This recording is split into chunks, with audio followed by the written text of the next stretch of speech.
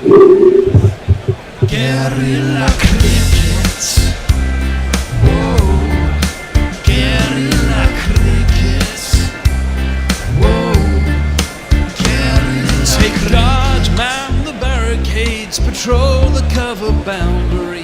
At last the time is come, this is a cricketing emergency. Hear this call to arms for every cricket revolutionary. Take up your bats and stumps for the test match insurgency. At first they tried to silence us, but we would not be silenced. They threatened us with lies, so we threatened them with violence. Che Guevara, Sangakkara, Joseph Stalin, Douglas Jardine, Robespierre, Darrell Hare, Vladimir Lenin, O'Brien Kevin, guerrilla cricket. It's not about the winning, it's about how many rules you break. Even in cricket commentary, this is the best advice to take. Pick guerrilla cricket, it's the finest choice you'll ever make. There's so much more to cricket than red counters and a slice of cake. At first they tried to sanitize us and clean up our act, but people like it filthy, and we know that for a fact. Fidel Castro, Lenny Pasco, Carlos the Jackal, Umar Akmal, Mahatma Gandhi, Grant and Andy, Brendan Behan, Austin Ian, guerrilla cricket.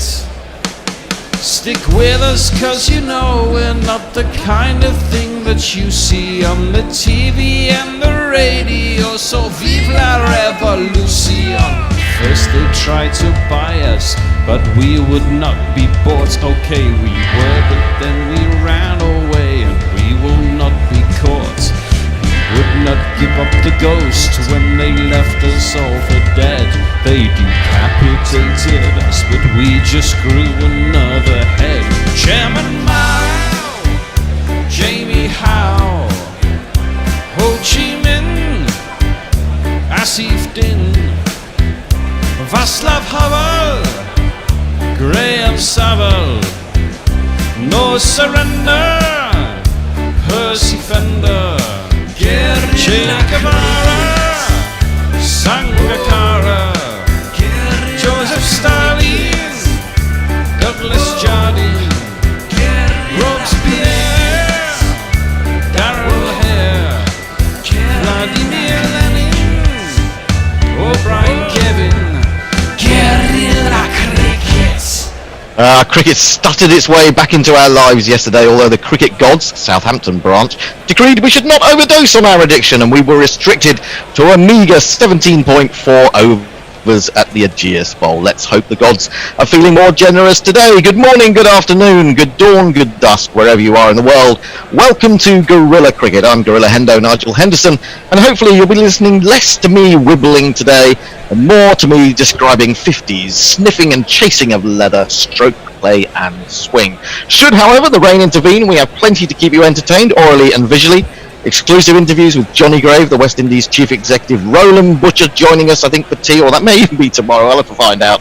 And if it does get particularly wet or particularly gloomy, you might want to have a little look at our dice cricket competition, the Dick Weller Broad How's That trophy that was won by some unnamed character from Guerrilla Cricket the other week. Alongside me initially today, we have none other than the Vaping Bear.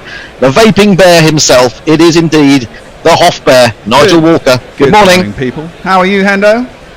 I'm all right. I've had quite a good night's sleep. I'm quite pleased with myself. I settled down after Emily Maitlis on Newsnight, and I was away with the fairies for a long time. Also joining us in, again, interesting headgear. We had the wide-brimmed sun hat last night. Today it's the maroon. Is it the maroon cap, or is that just my computer? It's Mashal St. Patrick Hewitt. How you doing, guys? It's actually a Minnesota Vikings hat. Oh no! No! I thought it was the genuine article. No, I'm trying to help our US audience, you know. So, Good point. Good Help point. them Yeah. understand. Someone's got to do something for America. But good to be on again. Start of the day, like you, Hendo. Good night's sleep, and I wouldn't say I'm confident per se, but I'm looking forward to hopefully more than 17 overs of cricket today. Is this a new match? I mean, you were being criticised yesterday for your negativity.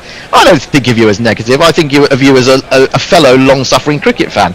It doesn't matter which team you support. You're always feeling. I mean, I guess it's the way we felt, especially when West Indies and Australia had the hand over us. So you struggled in that sense as well in recent years. Yeah, 100%. And don't get me wrong. If West Indies do pull off a win, you'll see me gloat. I'm sure I want to see that. I genuinely want to see that. Now, we only had those 17 overs, but what did we make of those 17 overs? I thought Kemar Roach got going quite well.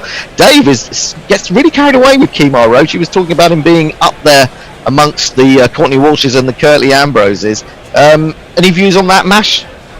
I think sometimes with, and highest respect for Dave obviously, but I think sometimes with any sport, in fairness, the longer you are from an era which was great, the more you convince yourself that you're seeing something which is a repeat. And that, listen, for me certainly, obviously Courtney Walsh is Courtney Walsh, but Curtly Ambrose to me was different class to a lot of bowlers in the history of world cricket.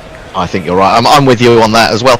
Was it when Alzari Joseph was bowling yesterday, just briefly, that someone was making a comparison with Courtney Walsh, certainly in terms of his action?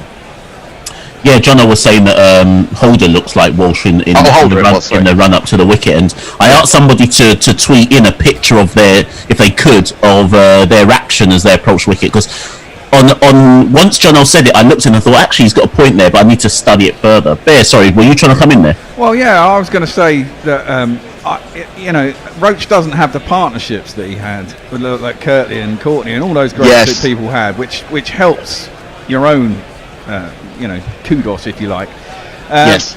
But also, he's one of those bowlers. I mean, I don't think he's quite up there, but you have to give him mass respect, because the last few times I've seen him bowl against England, he's taken us to cleaners a couple of times, and you can only kind of go on what you see. I haven't seen him against anyone else, so I don't know about that. But I mean, he's a damn fine bowler. Yeah, it may just be that the West Indies haven't had that strength in depth in the bowling, and so it hasn't made such a splash in one respect. Anyway, the batsmen are on their way to the middle. We're going to start on time, I tell you people. 11 o'clock as the big hand tickles round to the top of the hour. We are going to get underway. Shall we jingle up one or two people involved? We should do. We've got this man. There is a man. A certain man. A man whose grace and handsome face are known across the land. You know his name. It's Mr. Burns. He loves a smoke, enjoys a joke. Very good point. We've also got Alzari Joseph to bowl 2 balls, which were left over from last night, so we could jingle him up there if you like. Alzari Joseph.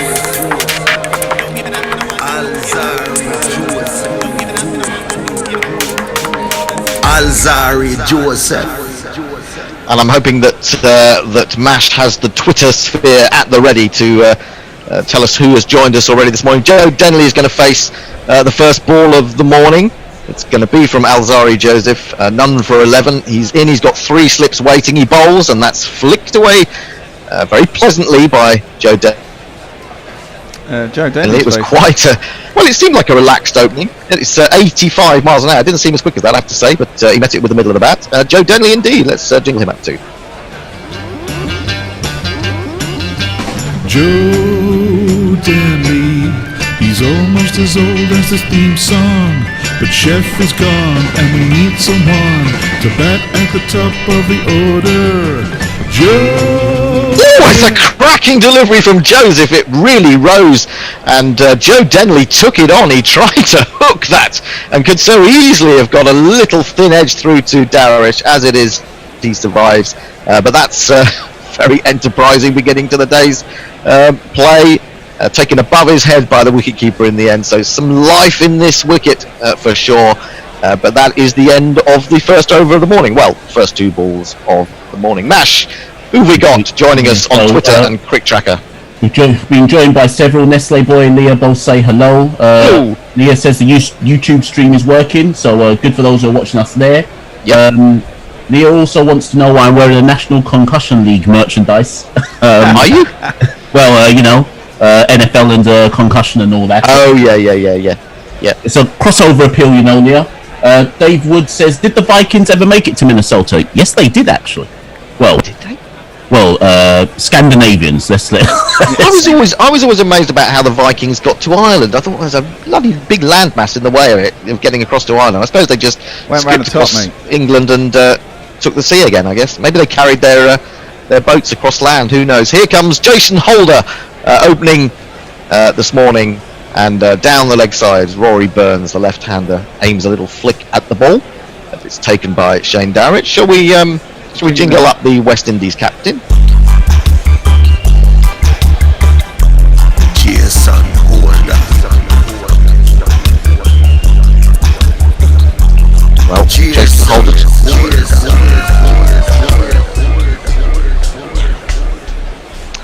Jason Holder just conceded the 3 runs. In he comes under the lights here at the Ageas Bowl. This is outside the off stump. Good length delivery, left alone by Rory Burns. Now I should say that the GPL is open, and there was a canny fellow who took us on the GPL yesterday, predicting that only 34 runs would be scored in the day. And how sad we were, Scott BA, that you missed out by 1 run. Crafty, but we're quite happy you didn't get away with it. But do come back and have another go today. We got 98 overs in the day. We're not quite sure when we're playing till. Holder is in again, bowls to Burns. He gets in behind this one, a straight one, a little bit of back of a length, and he just blocks that back to the bowler, who tucks his gold necklace inside his shirt and does up the top button. You don't see many players with the top button done up. Greg Chappell, of course, always used to have the top button of his shirt done up. Looked very smart indeed. But Jason Holder, another who likes to do that from time to time. Burns just fidgeting away at the crease. I really settles down. To see Holder. Opening up. Yeah.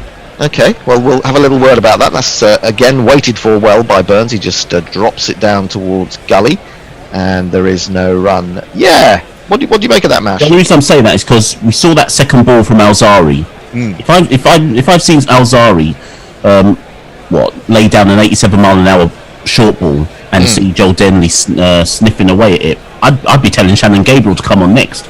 Well, yes. I mean, that's true. Unless he's intending to bring Shannon Gabriel on at Joseph's end, and Joseph was just finishing. Yeah, maybe it's a swap around. Yeah, we'll have to see. Anyway, in comes Holder again, fuller ball this time, just on the line or just outside off stump, and he leans into that as Burns and places it neatly up to mid off. Should say that Holder is bowling from the hotel end, so if he needs to get back for anything, I don't know, see someone, he's pretty close at the end of his run.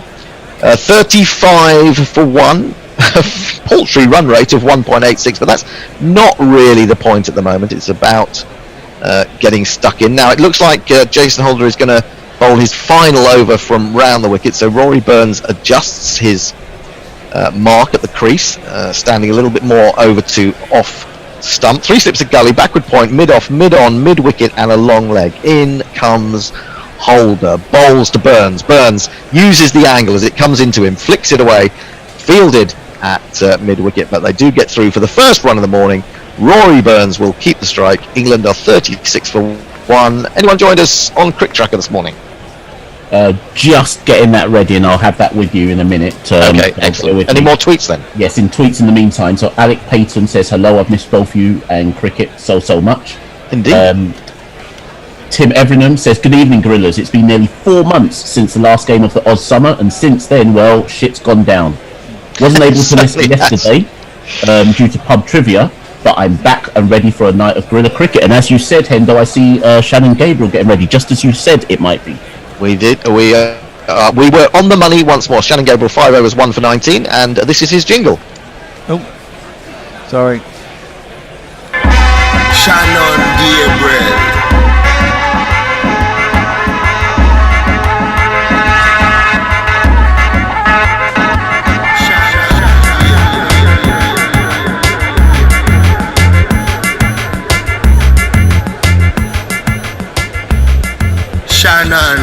bread.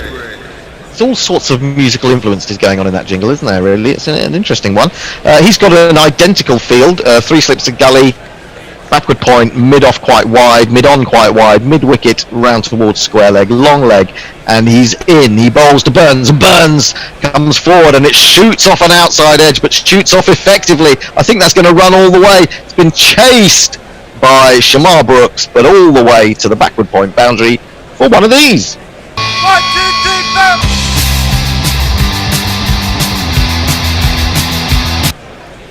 Don't think that Shannon Gabriel should be too discouraged by that. It wasn't a controlled shot, I don't think. But he's got away with it. He must have some very good thick edges there. Rory Burns, to see that go square for 4.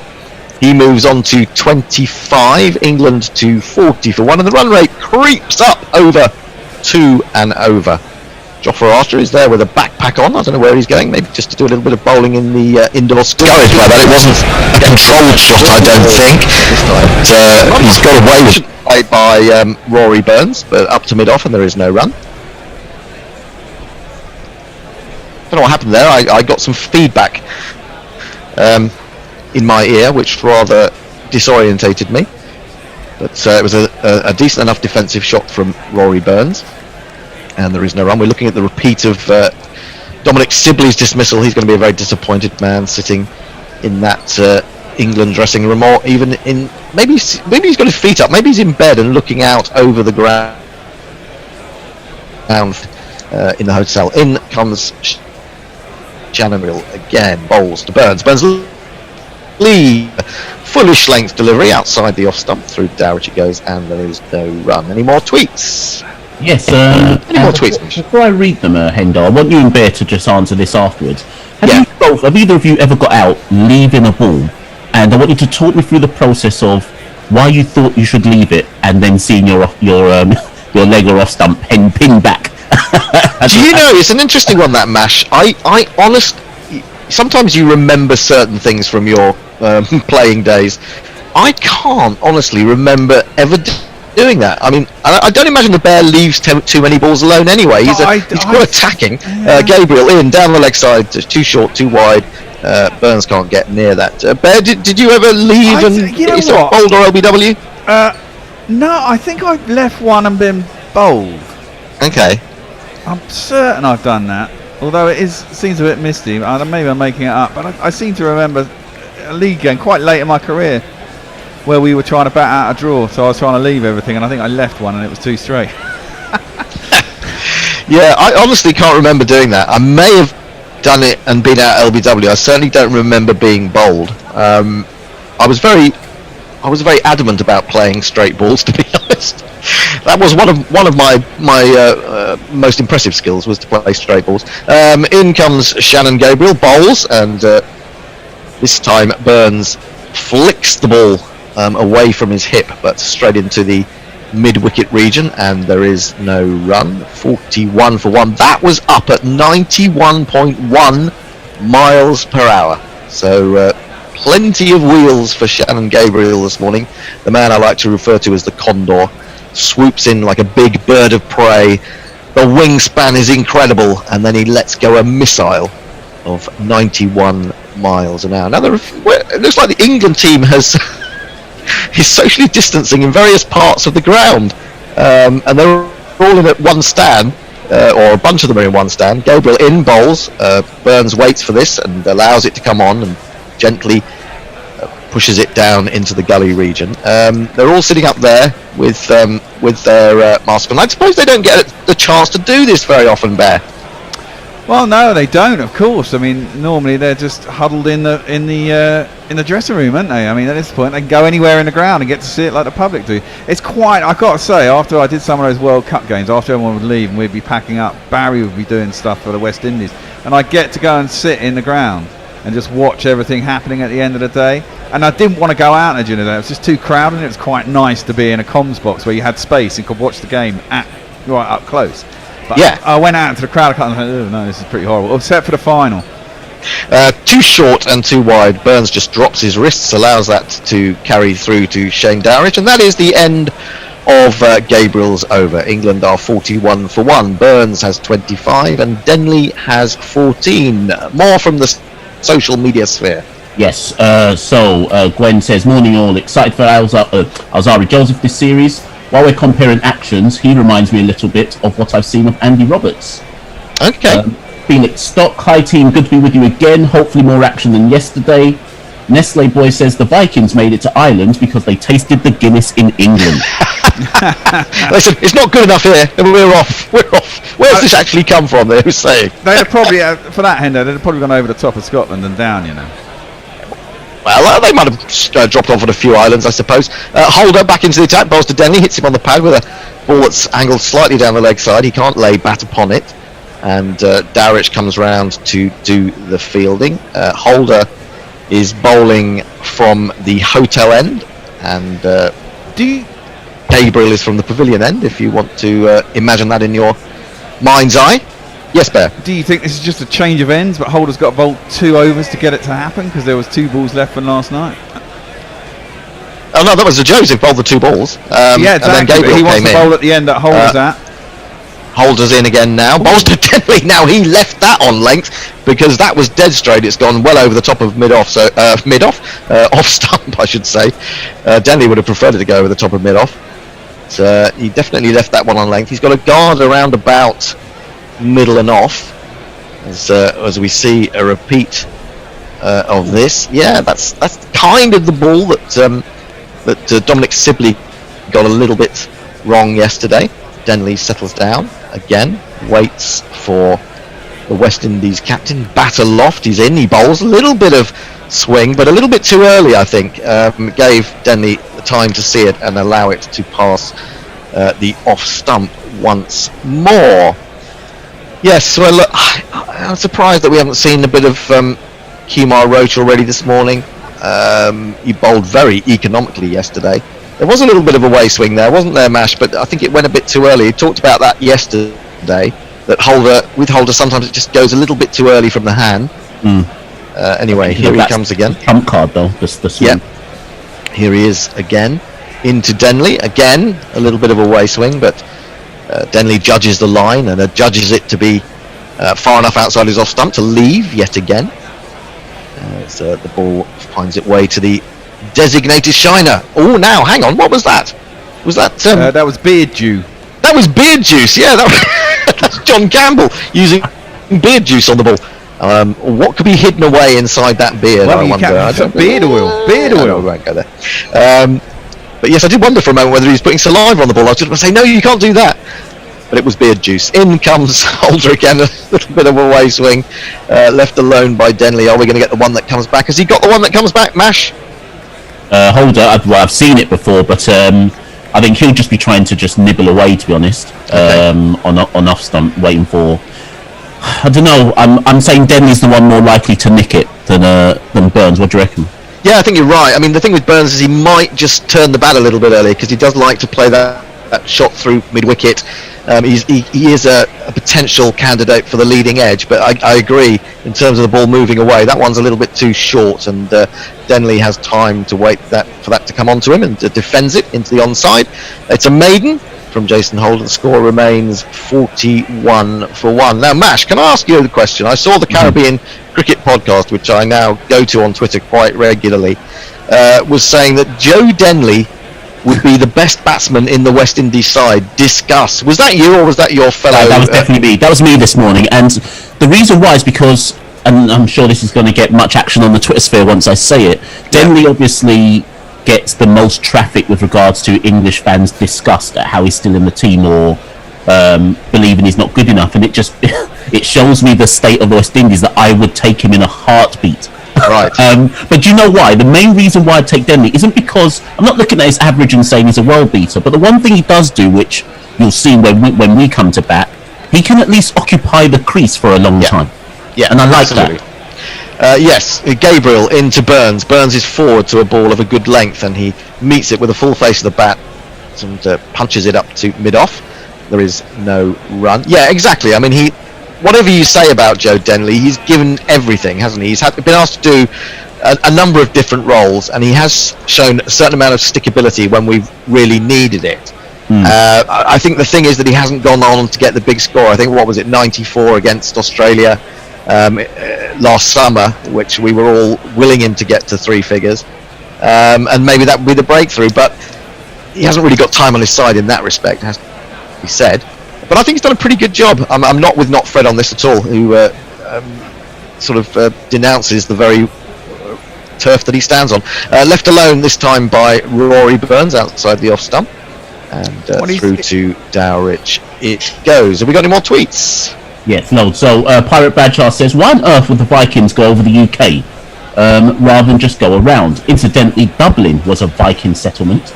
Well, I think the thing is that, you know, to be honest, it's a long way round, isn't it? I mean, you have to go around all the islands and, you know, be treacherous. The rocks. I mean, think of the rocks. Derek Willis says, morning all, hoping for lots more cricket today and more wickets, please. Okay, me too. Yes, I can imagine. I don't mind if there's quite a few wickets. I just want some excitement. In comes Gabriel. Bowls to Burns. Burns plays forward. It gets thick inside edge on that. He's going to run down to long leg. He's going to hurry back for a second because it went very slowly, and the man down there had to make a bit of ground to his right. And they've come through for a couple. Burns moves to 27, 43 for 1 is the England score. I do love watching Shannon Gabriel bowl. He's beautiful, isn't he? Is he beautiful? Or is that just me? He's very barrel-chested in the way he approaches a wicket. Is there any other bowlers like that? Or is it just his physique and build? I just think it's his physique. It's a magnificent thing. He's totally in proportion, I think. A good barrel chest, I think, is handy for. I think Jack Callis was. Jack Callis, yes, that's barrel chested, wasn't he? In comes Gabriel again, bowls to Burns. Burns forward, and that for a moment I thought had taken the edge, but it's beaten the bat and it's spooned up off thigh as much as anything, safely enough. Yeah, if you're on Twitter, send us your barrel-chested 11. Barrel-chested 11. That's what we missed out in the Broad Dick Weller Trophy, is the barrel-chested 11. We had the fat lot of use 11, but we didn't have the barrel-chested 11. That would be a good one to get going today. Further to what I think you were saying earlier on, Leah adds, Graham Swan had his whites all buttoned up and the collar popped up. Oh, okay. Thank you for that. I thought you were going to say Graham Swan was barrel-chested, but I don't think so.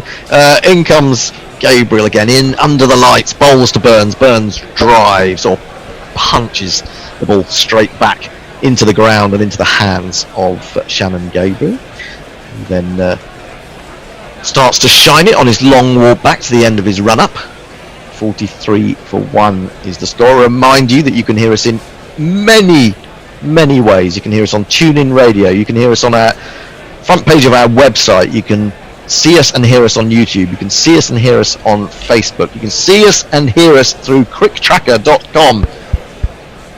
In India, who are our partners in crime, as it were. Burns settles down and waits for the final ball of the over. The face of the bat angled right into his body. Oh, and he gets turned around again by that one from Gabriel and shoots out into the offside where there is no extra cover. And I think it's Brooks again after it. They get through for a single. So a couple of forced shots that have brought Burns, in effect, 5 runs this morning. That's the end of the 22nd over of the innings. England are 44 for 1. Have we got anyone on Crick Tracker yet, or are you still collating?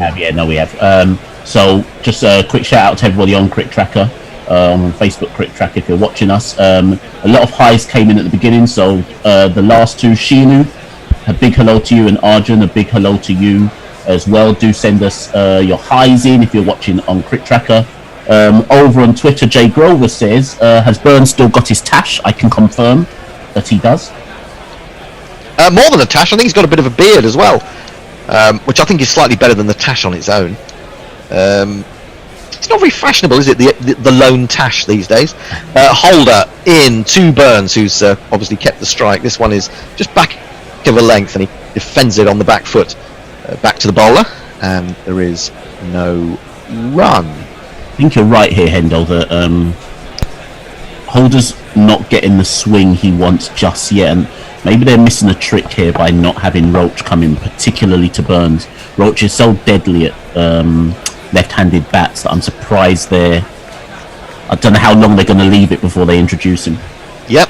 well, we shall see what will happen. Here comes Holder, full ball. Oh, horrible, ugly, mistimed drive from Rory Burns. He almost went down on one knee to play that, but it was most ungainly. He got a thick inside edge straight back to the bowler, but he was aiming that away through extra cover, and it didn't look very pleasant at all. Now, I think there may be some discussion about the ball. Now, this may be why he's not getting the swing that he wants. He has handed it to umpire Richard Illingworth, who is going over to his fellow Richard Kettleborough, and they have the handcuffs, and we're going to see whether it goes through quite comfortably. It does. Kettleborough just tosses it back to Richard Illingworth, says, "No, man, they are just having you on." Richard Illingworth is having a little bit of a joke and a laugh about it with Holder as he walks back towards him.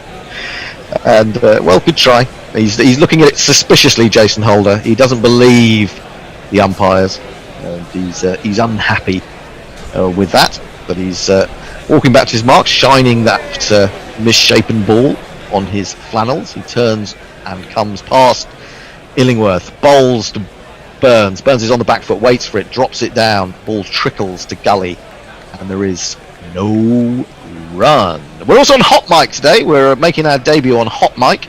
I'm not quite sure what Hot Mic is. I've had it explained to me, but I don't understand. It's something to do with being in America, and if you sign up to us through Hot Mic, which you should all do actually, even if you're signed up in other ways, sign up to us through Hot Mic and we get $1 a time. So that will be helping to keep Guerrilla Cricket going. I only know these things. I only know things about money. That's all I say. Just don't tell me the technology, just tell me about the money. In comes Holder again, bowls full, and that is more proficiently played by Burns. Burns looks up rather disappointedly to find that there is actually an extra cover now, and it goes straight to him. So there is no run. I was going to say, what do you think, Bear? But the bear has disappeared from his chair. Where's the bear? I think he's having a few audio issues at the moment. Oh, audio issues. Well, he's back now. I'm back, but you can't. Oh, can you hear me now? Yeah, we can hear you. Yeah, we can hear you. That's good. As long as the public, the great Guerrilla public, can hear you, that is the main thing. Well, 44 for 1. It came to my attention that you couldn't actually hear me, Hendo. Oh, that's right. Holder bowls a ball that does swing into Burns, and with the swing he plays it to mid-wicket. There is no run. You're sorted now, Bear. You have your microphone. Well, you kept ignoring me, so I thought, you ignoring me, or can you hear me? And I figured you couldn't hear me. I have enough of you, Bear. I have enough of you on the phone to me, giving grief every hour of the day. So I just switched you off, basically. Yes, I just keep quiet. I don't tell people. I know how to use this technology, really. Yeah. 44 for 1. Jason Holder in again to Burns. Full ball driven straight back to him. Picks it up. In fact, spills it as he swoops with one hand. And there is no run. That is the end of the over. England are 44 for 1. Let's find out who's with us on Twitter. Yes, the Dastardly Muttley says, woof. Woof. Dry weather according to BBC. Looking forward to a decent day's play. Love and sausages. Big Grover says that he's looked through Guerrilla Cricket archives and I haven't said anything positive about the West Indies ever. I even complained about Lara and Adams making a 200-run stand, for heaven's sake. There is truth in that statement. So let me officially be positive today and say West Indies are going to bowl England out for under 350. Oh, 350. I thought for a moment you were going to say 250. No, I'm not that positive. No, not that positive. Surely not. Yes, we are on Hot Mic. You can sign up at hotmic.io or download the app on iOS or Android.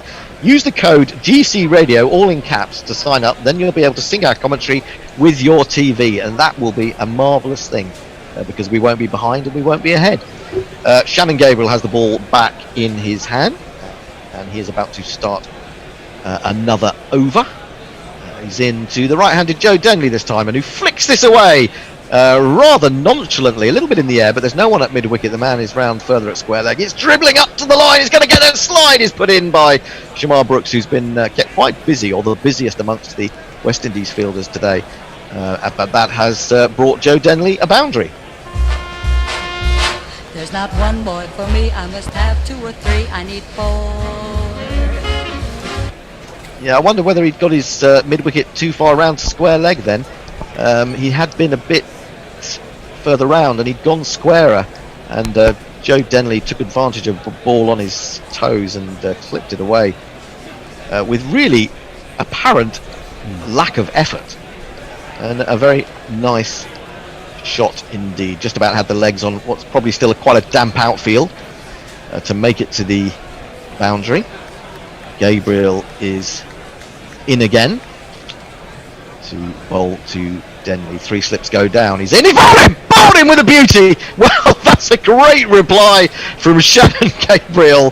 The off stump is out of the ground. The bails are splattered, and West Indies have a second wicket. They could be set to bowl England out for less than 350.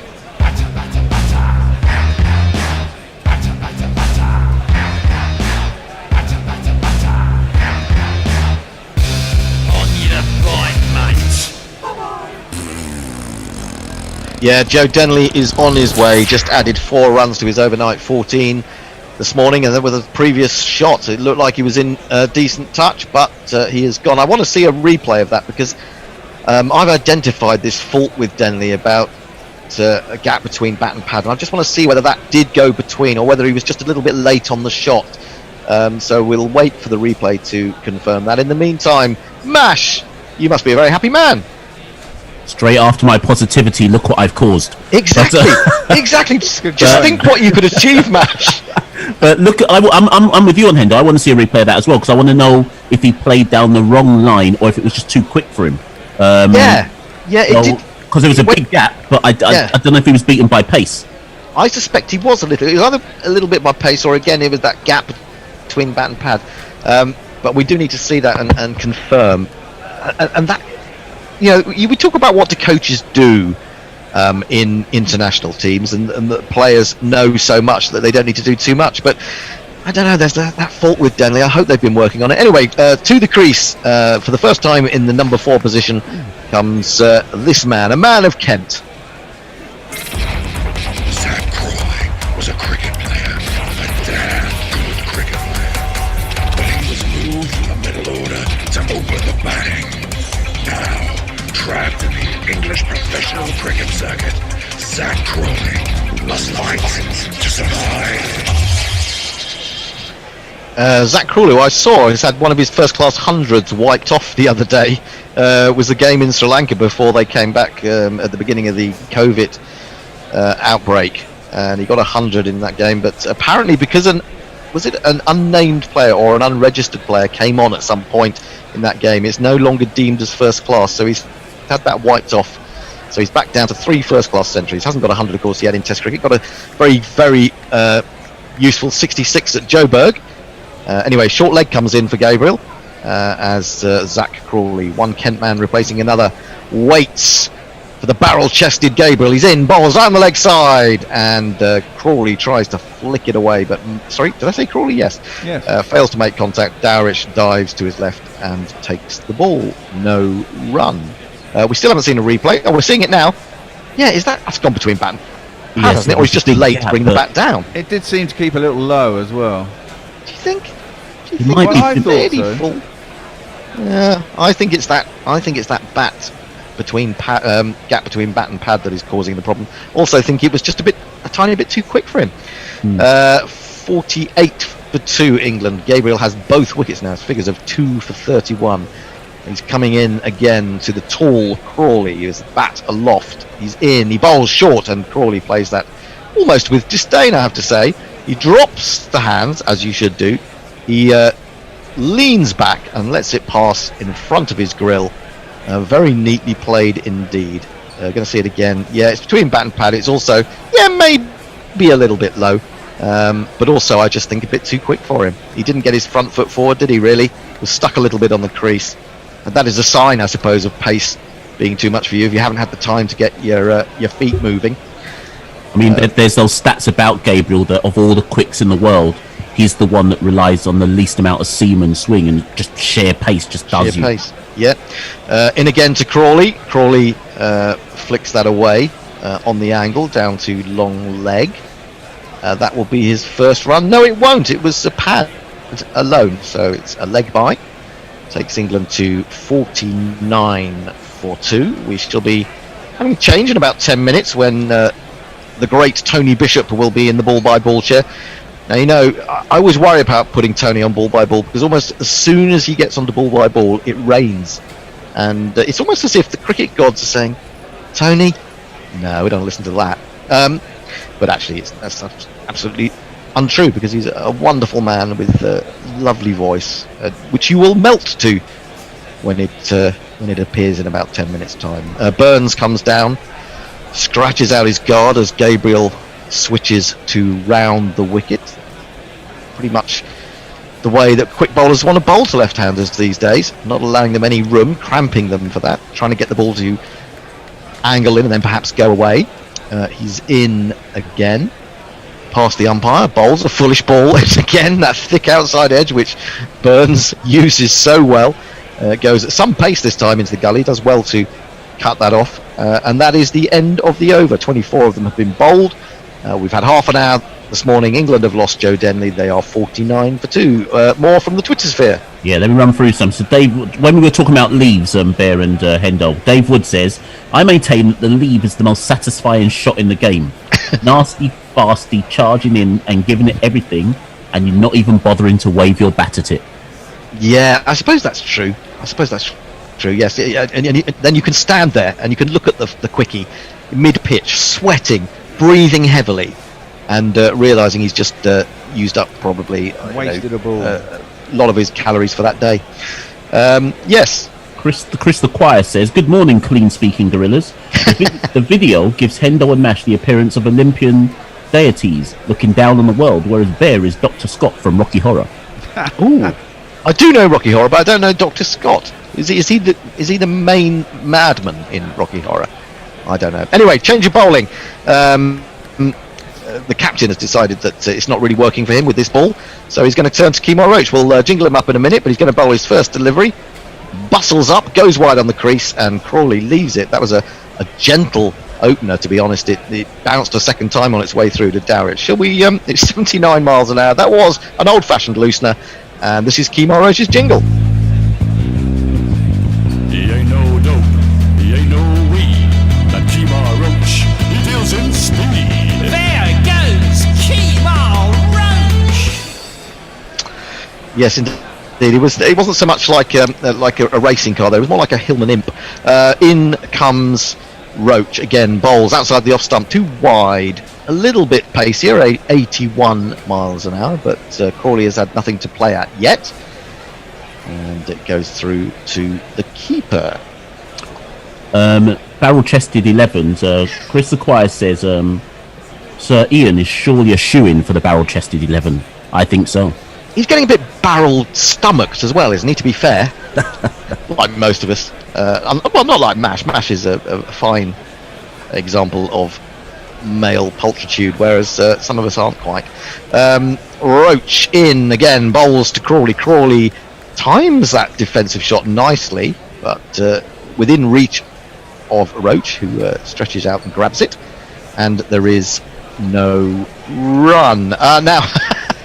I should bring you up to date. We have a little chat function that allows us to message each other while we're working in this remote world. And I've just seen Gary Naylor tweet. He's due on next with Tony. He said, I'm very nervous about the tech here, but I have faith in the bear. Well, one has to have faith in the bear. He's done so many great things with technology. Roach in, bowls a little bit shorter. And Crawley, I'm surprised by how lucky in pace that was. Just turns it into the onside again, just barely reaching 81 miles an hour. So he's easing himself into the picture here, Kemar Roach. He's bowled, apparently, I can tell you from another little bit of information I've got on the Zoom group chat, that he's averaging 14 bowling round the wicket to left-handers. So that is pretty nifty. He'll want to see Rory Burns up at that end before too long, I would have thought. 3 slips and a gully go down. Roach is in. Bowls, dangerous, but well-judged leave by Crawley outside the off stump. Not very far outside the off stump, has to be said. That was again around about 81 miles an hour. England just paused on 49 for 2 at the moment. The run rate 1.97, but this is gripping Test cricket, I have to say.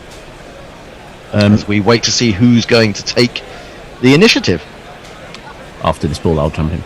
Okay. Roach in to complete his first over of the morning. Bowls to Crawley. Oh. He's left that! Oh my word, I thought he'd have bowled him, but he put the pad round, or the thigh pad round behind him, as all good batsmen should do defensively. And it hits him on the thigh pad and rebounds to safety, although probably too high, so there's no appeal. And that is the end of the over. Yes, Mash. Yeah, quite a few barrel-chested 11s coming in. So here's an 11 for you and Bear to digest. David Boone, Graham Gooch, Desmond Haynes, Jack Callis, Matthew Hayden, Graham Smith, Tim Bresnan, Flintoff, Goff, Gabriel, Merv Hughes. That is brilliant. That's from Felix Stock. I think that's an 11 that will be very hard to beat. But do try. If you can come back with a better barrel-chested 11 than that, then I think you'll be doing extremely well.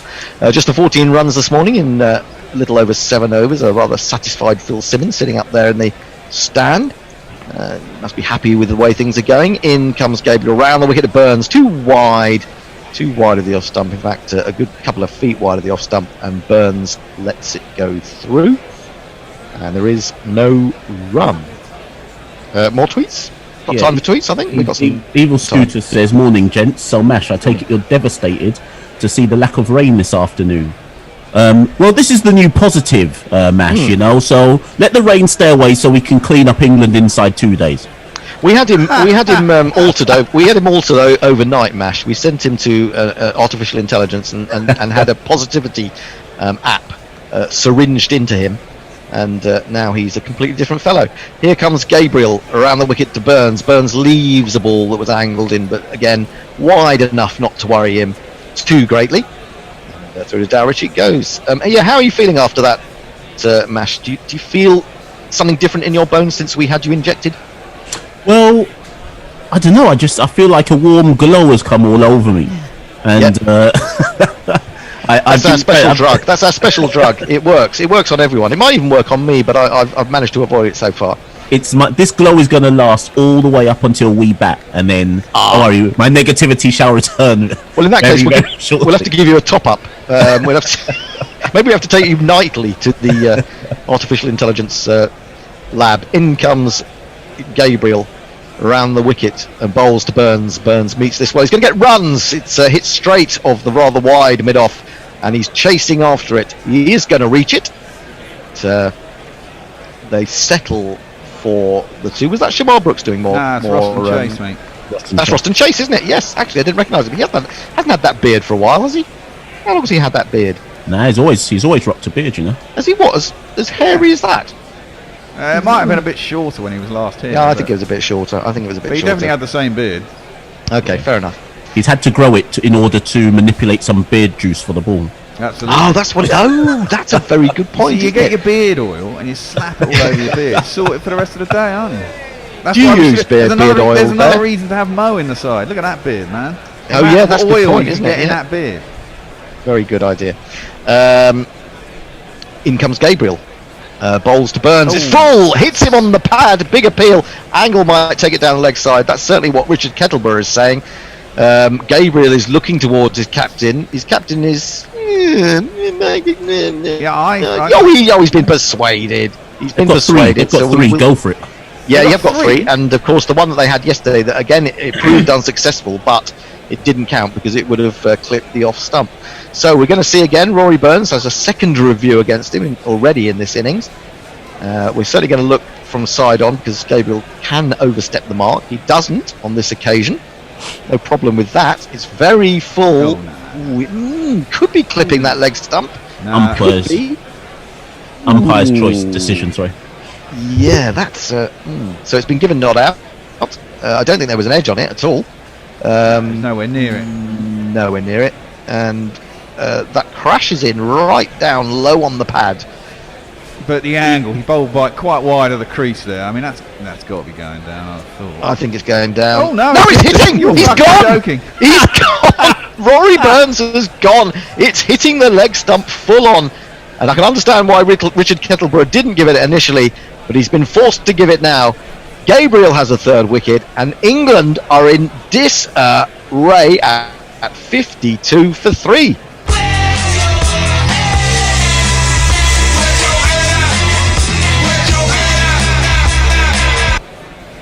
Well, I think we would have all have said that was missing leg stump, certainly at full pace. But Gabriel has got it that far up that it didn't have far to go, and that's what has ended Rory Burns' involvement in this first England innings. Now, what's the time? It's 11:41. It's time for a change. Is Tony ready to take over from me? Hopefully he is. Hopefully Gary has managed with the technology, and he'll also be joined by Jono for your next ball-by-ball stint. Hello, Hendo. Hello, everyone. Hello, Jono. Hello, Gary. Hello, everybody out there. Well, it hasn't really gone according to plan. It's probably gone according to plan for MASH and the West Indies. But 2 wickets this morning for England, 3 now for Shannon Gabriel, and England are looking in a little bit of a parlous state. Gary Naylor, what do you reckon? Well, I thought that was out, because I think when you see it at full speed, you think it's hit the back pad, but it actually hit the front pad first, deflected onto the back pad, and then I think that's what made the difference. So it was yet another fine decision from Jason Holder. What an excellent captain he is. But as soon as you went side on, and as soon as you were looking for the edge, you could see it hitting the front pad, and I think that's what did for Rory Burns. Well, it's a test of captaincy now then for the man who is the new, albeit temporary, England captain, Ben Stokes. England at 51 for 3. He's got a fired up Shannon Gabriel. He's got some pressure on him, has Ben Stokes. I'll tell you why after the first ball. You may have discussed it already. But let's see. He's got, obviously next to Darrett, there's 3 slips waiting for him. That one really sort of ducked in a bit, didn't it, that last ball? Let's see what this one does. He's facing the left-hander now, so he's going to come around the wicket. And he's in now. Stokes moves across, clips this off his toes. There's a sort of a half shout. It goes straight to square leg. Richard Polley put the kettlebell on, doesn't look at all interested in that one, and there is no run. No, the last 4 England captains all started their captaincy reigns by scoring a century. Good. Would you believe that? Yes, that I can give you that fact, courtesy of Fruit World, the greengrocers in Claygate Village. And I was in there this morning chatting about cricket, and one of Mick's lads who owns the shop said, "Did you know that?" And do you know what? I didn't. I absolutely didn't. So he got the paper out and he showed me, and there it was. You can guess who they are, I'm sure, but we'll go through them in a second. As Gabriel with that barrel-chested run of his, that's a horrible ball. That was outside of the off stump, given as a wide. I don't know, what was he thinking of doing there, Gary? He got his radar horribly wrong, didn't he? Well, I think you can do that when you go round the wicket sometimes, even if you're a skilled operator round the wicket. I think you get so used to, especially when you're kind of growing up bowling over the wicket, that occasionally it goes a bit askew round the wicket.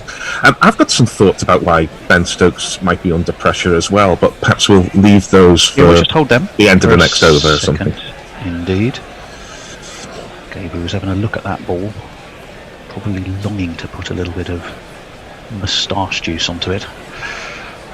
As again, I do like his action. It's all bustle and malevolence, isn't it? And this one is tucked behind by Stokes. Just pushes it away into the offside. There is no run. I should also, by the way, say hello to Alan Turfmore, who is on YouTube, and thank him for Burnley's magnificent performance against West Ham.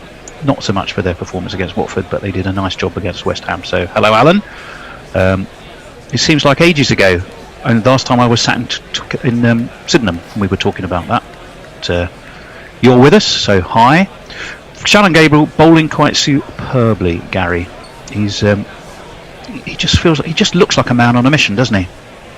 Well, he does. That's his game. He's pretty obvious. He doesn't try and do too much. He just tries to knock you over. And when you've got a technique and, I'm afraid to say, a bit of a temperament like Joe Denley, he looks calm, but he can't be if he's constantly getting out between 10 and 40. Then he's going to get through you. I think he was late on the shot. Well, it's going to be Kemar Roach. I think he just right arm, fast medium. Bit of class. And this is left Seems a decent outside of bloke, he's the tried hard. off stump. Gary, what are you doing? You're still talking? We've missed a ball. Are we looking at a replay there? In which case I take that all back. Was that a replay? How confusing. No, I don't know. It says 26. No, it was 26.1. Yes, it was. It was outside the off stump. It was left alone by Crawley, and there was no run. I think we might have missed another ball there, but nothing. It looks like nothing happens. In comes Roach, left again by Crawley, through to Dowrich. So Crawley's.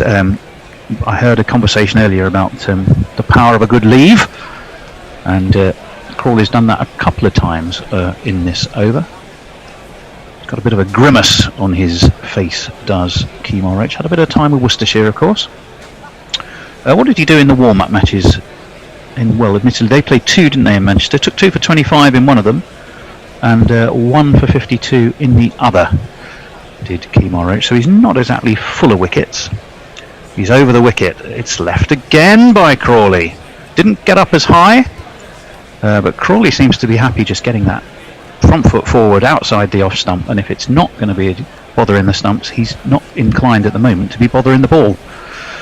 Jono will definitely come for some tweets and messages at the end of the over. 52 for 3. Pretty slow run rate. That won't necessarily bother England, but the loss of 3 wickets on 2 this morning most certainly will. I think they will have felt quite happy last night, though, just the fall of the 1 in the pretty murky and unpleasant conditions. In comes Roach. That one takes the edge. It's along the ground, though, to Gully. And Crawley has a bit of a smile on his face because I think he knows he might have got away with one there. 52 for 3. Conversation in the middle with his captain, Ben Stokes. And I suspect, Gary, I'm not sure Stokes would have fancied being at the wicket quite so early this morning. No, well, that's going to be my point when we get an opportunity about whether he made the right call at the toss. In comes Roach again over the wicket from that hotel end, and that's driven superbly through extra cover. That's going to go all the way. Crawley's off the mark, and that's gone for one of these. 1, 2, 3, bounce!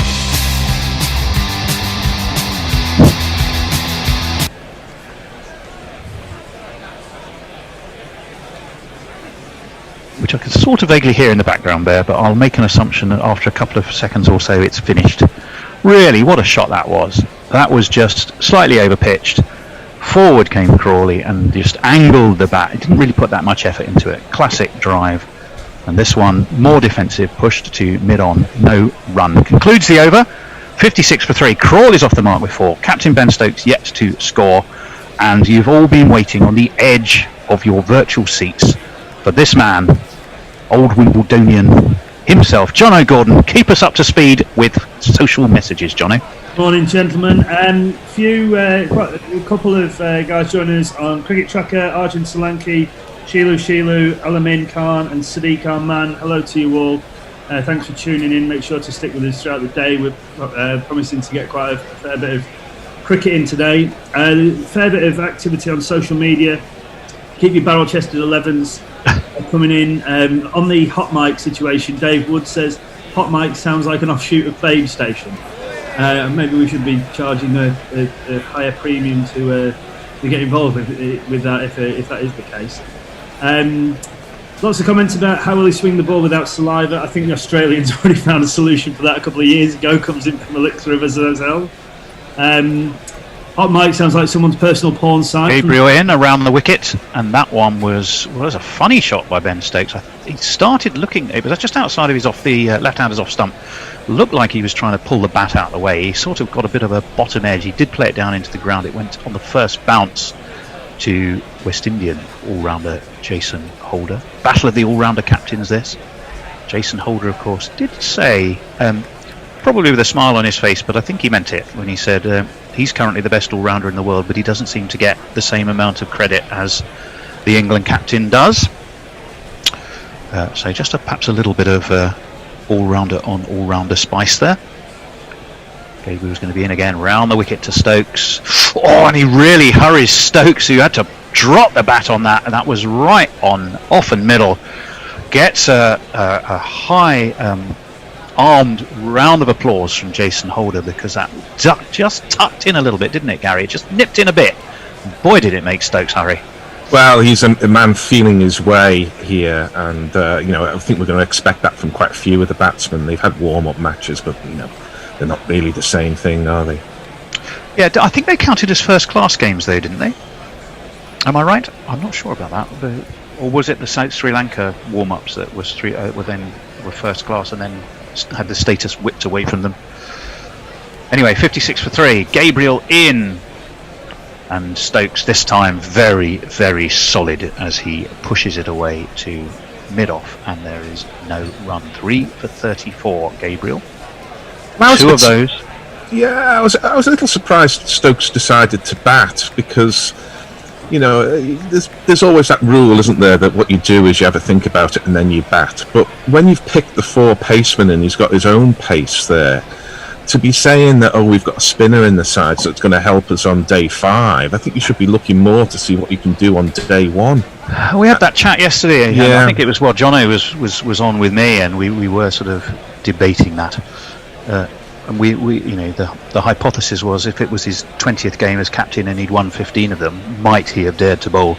Gabriel in, forward, on the drive is Stokes, but it's driven straight to mid-off, and again there's no run. I just want to add to it, because I think a lot of all-rounders are reluctant bowlers. Almost all the pace all-rounders I can think of seemed very reluctant to bowl in some instances, to the point that it affected, I think, their contribution to the side. So it might be playing into a little bit of that, but dear me, I think England's quicks would have been pouring at the ground wanting to have a go in the conditions yesterday and today.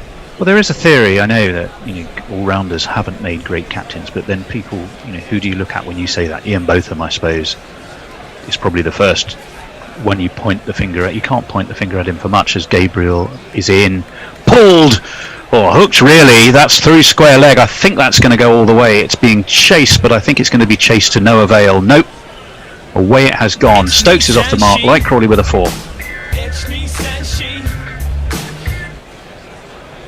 Absolutely nailed that, did Ben Stokes. One step back, had plenty of time, got up to the perfect height.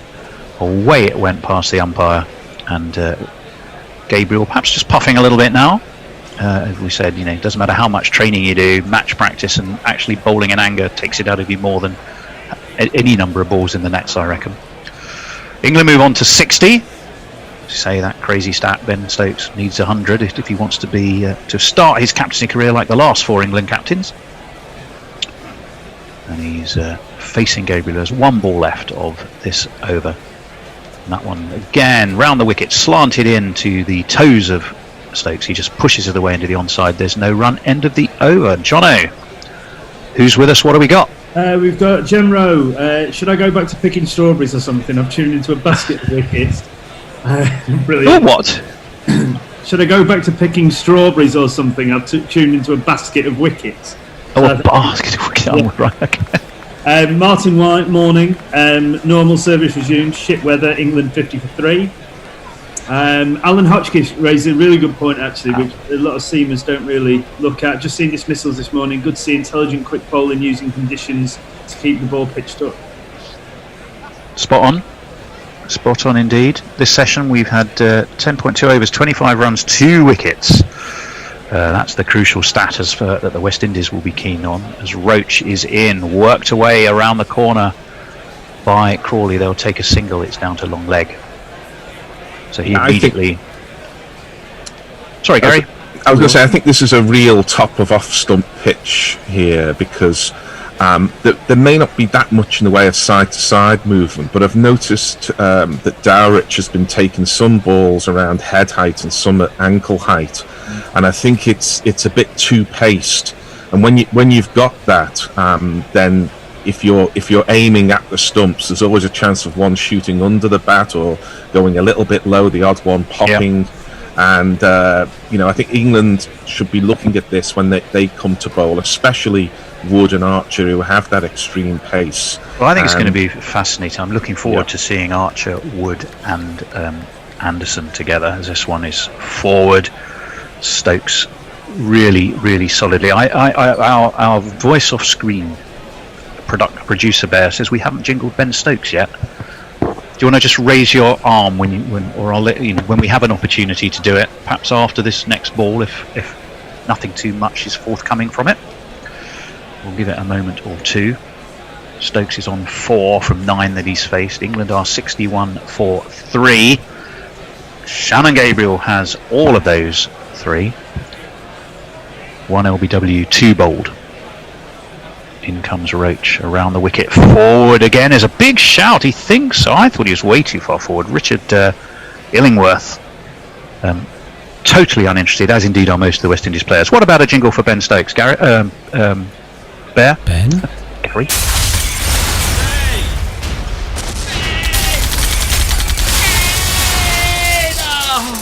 Ben Stokes.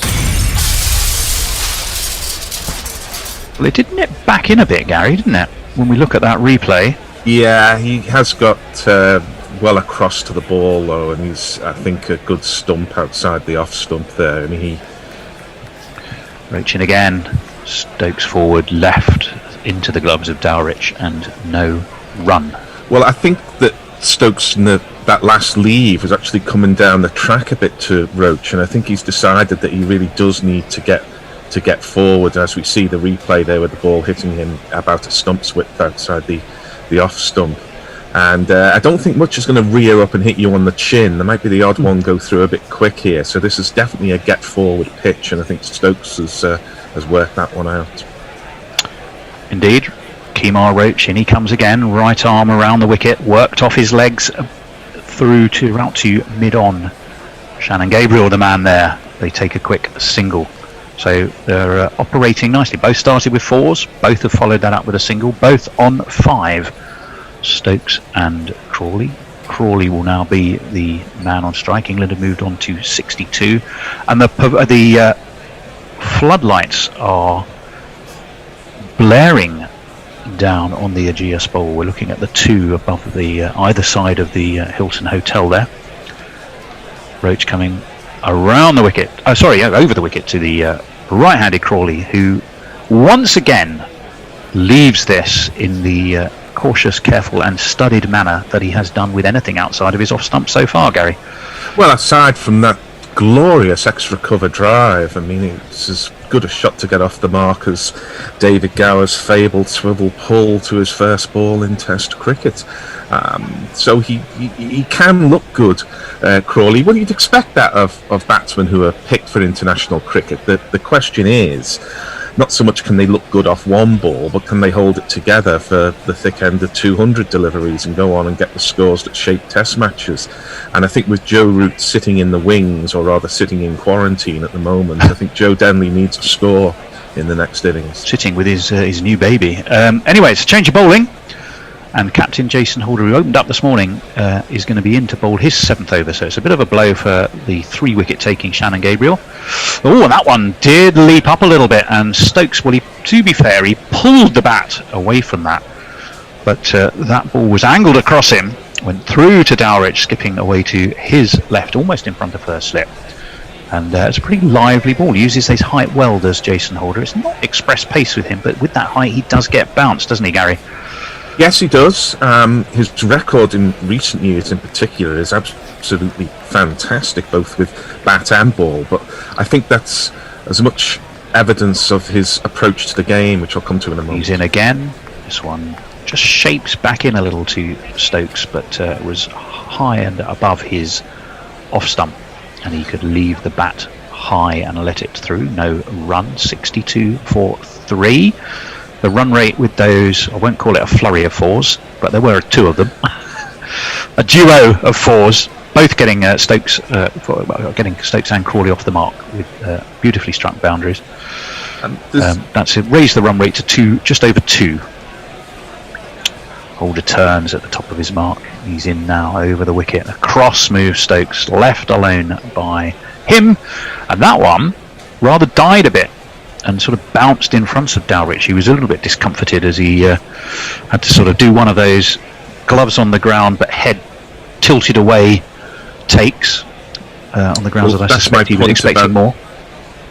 Yeah, that's the point about the capricious nature of the two-pace pitch there. In two deliveries that more or less pitched in the same place, one went through at shoulder height to Dowrich, the other one bounced even before it got halfway to him. Holder in again, left alone again through to Dowrich. There's my Garyism of the day, the capricious nature of the two-pace pitch. Can't wait for there to be a number 8 in there as well. We could couple the value of a number 8 on the capricious two-paced pitch. Well, I'm looking at one of my absolute favourite number 8s in the world game at the moment, bowling. Jason Holder. Well, does he bat number 8? I think that's a little bit low. I thought he batted a bit higher than number 8 because he's certainly more than no mug with a bat. Averages over 30, doesn't he? 32 or so. He's in. That one's straight, and Stokes is very tidily behind it. It's away to the onside, no runners. Touching 80 miles an hour, so like we were saying, Gary, not express, but keeping the batsman honest. Well, I hate to tell you this, the fact that he averages 30 shows the value of a great number 8. You just want him to be number 8, even if he isn't, basically. Any player who you want to talk about is now going to be batting at 8, I think, in your world. We're going to come for some messages after this ball. He's going to be in. Oh, and that one, my word, that was just bang on the right length. And Stokes sort of lunged forward at it. It beat him. It beat the bat too, and it's through to Dowrich. So there is no run. I think we're having a little break. There seems to be some sort of third umpire action going on. So the perfect opportunity for John O'Gordon to catch us up on your social messages. Absolutely. Martin Lawrence says, I thought with COVID players wouldn't be able to huddle for a wicket. I think you're right, Martin, but I think considering they're all in these 3 separate bio bubbles that we were discussing on air with Tony yesterday, that considering they're all in the same one, they are able to kind of be a bit closer to each other. I think the same thing with people have been saying about footballers, that they're all celebrating as they would do in a normal game. So it has confused a fair few people. Jay Grover, Tony, has Mick from Fruitwheel donated any of his millions to the cause of cricket in these troubled times? Well, who's that from? That's from Jay Grover. Oh, well, Jay, do you know that's really funny you should say that, because I did once say to my son something about Mick and the boys have donated a huge amount of money to, I think it was, Let It Shine, or the children's charity for cricket. And he said, "What, Mick the greengrocer?" And I went, "No, Mick Jagger, you knobhead." So anyway, he's not the only person to have sort of made that link. Sorry, John, I interrupted you. Who else have we got? Spangly Side, bloody inconsiderate HR called me at 11 for a chat. I missed 45 minutes of play thanks to her. So inconsiderate. Well, I hope it was an okay chat, not one of those "can you pop into my office" chats. Because you don't want one of those, do you? Really, they're never pleasant. Leah Wicket Witch, I can't believe Gabriel has never taken a single wicket stumped. Well, I can. Well, I'll tell you what, he's taken a few. He's taken a few in our dice cricket. He was positively, whoever was behind the stumps for Shannon Gabriel. Which can't remember which team he played for. Did he play for the Bad Boys? But he definitely got a few stumped, from my recollection. Final one for the minute. Armchair Cricket Podcast. To be back working while listening to cricket on the radio, or the internet radio. How I've missed this. Serious wheels on Gabriel this morning. Looks fitter. I think we commented on that yesterday. Yeah, he does. Well, not quite to the level of poor old who is Dom Sibley. Oh, no. Who is this live again? Yes, we do. No, we're not. It's an update of what we've seen so far. It always takes you by surprise. Yeah, poor old Dom Sibley. I had the feeling that if he'd have been a couple of stone heavier, he might have got in the way of that ball. But there you go. Sometimes you just can't win, can you? It's been an interesting day so far. Obviously, you've made a plug for the local greengrocer. God knows how many carrots that's bought you. I think we've almost seen Mark smile, but then predict bowling us out for 350 is going to be a good result. And, I'll come on to what my wife said about Joe Denley when she found out he was out when I come on to ball by ball. Oh, now you've teased us. Yeah, so my Irish wife, her logic for why Denley should be dropped is incredible. Something to do with boring bloke, boring batsman, boring, get him out. Seemed to be the right. Well, there you go. She's not a fan then, is it safe to say? She's not his largest admirer? We're looking at Big Shannon, who's been sent off to graze somewhere in the outfield. England are 62 for 3, 30 overs. So you'd like to think a ball that they have limited capacity, the West Indies, to do things with. But it's going to be Kemar Roach who's continuing. He's bowling to Crawley, who again is very solid indeed in his defence, and there is no run. 62 for 3. He seems to be setting his stall out, Gary, for if he's going to get out, it's going to have to be a good ball, don't you think? Well, that's what you should be doing as a top order bat, of course, especially in conditions like this. You know, sort of 10 off 50 deliveries is a good knock at the moment.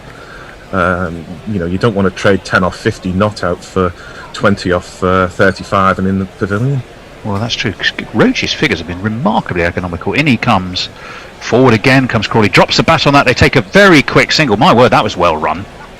I mean, that was great awareness from both Stokes and Crawley. I think it would have been Stokes' call. And they were like a pair of whippets. So they're clearly keen to keep the scoreboard turning. Yeah, well, that's the other side of 10 for 50, 10 not out after 50 deliveries. It's okay as long as you are taking your singles. You can't just go into your shell and not look for the single, because there's usually a single around when sides are attacking like this. Well, I'll just say at the end of the over, Tony, I've got some stat news from Knackle, and it's sensational. Good Lord. Sensational, mate. Right. Sensational. Looking forward to that, mate. Kemar Roach is in. Round the wicket. That one swings away so far, Stokes. Well, he thought about it just for a split second. You almost could see it going through in his head. Do I step out and have a waggle at this? But I think he pretty much changed his mind pretty quickly and left it well alone. So no run. Not a great ball actually in the end by Roach, but none for 9 off. Is that 9.3 overs? So he's going at just around 1 and over, which shows you how he's kept the lid on England. Forward comes Stokes to a ball on his middle stump, pushed across the left-hander a little bit, and it's away into the onside. There's no run. It's getting some furious shining on the back of some trousers there, and once again, no run. 63 for 3, 2 balls left. Yeah, Stokes on the walk again with that delivery, even to Kemar Roach. He really wants to be down the track. Very much so. Roach is in. High batted periscope leave by Ben Stokes. Dowrich can take that easily enough. He's deep in conversation with that. Is that John Campbell there at first slip? I think it is. We need to mash his eyes. 63 for 3. Stokes on 5 of 21 balls, but quite often these days he is quite cautious and then has this capacity for absolutely mad acceleration. Roach is in. That one swings away. Forward comes Stokes, has a prod at that.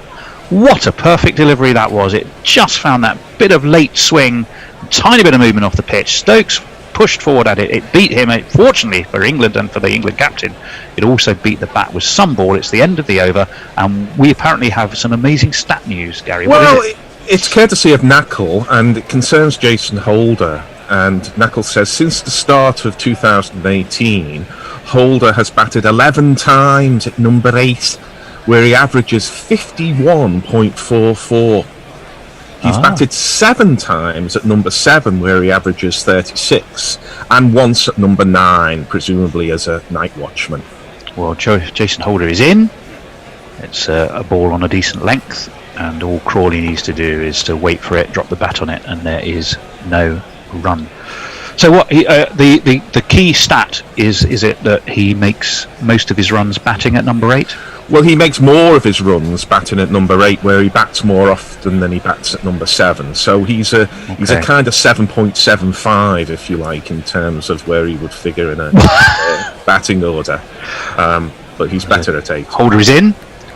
Left alone by Crawley through to Dowrich. That is, of course, unless he is dealing with the capriciousness of a two-pace pitch, in which case he might obviously have a bit more of a battle on his hands. 63 for 3.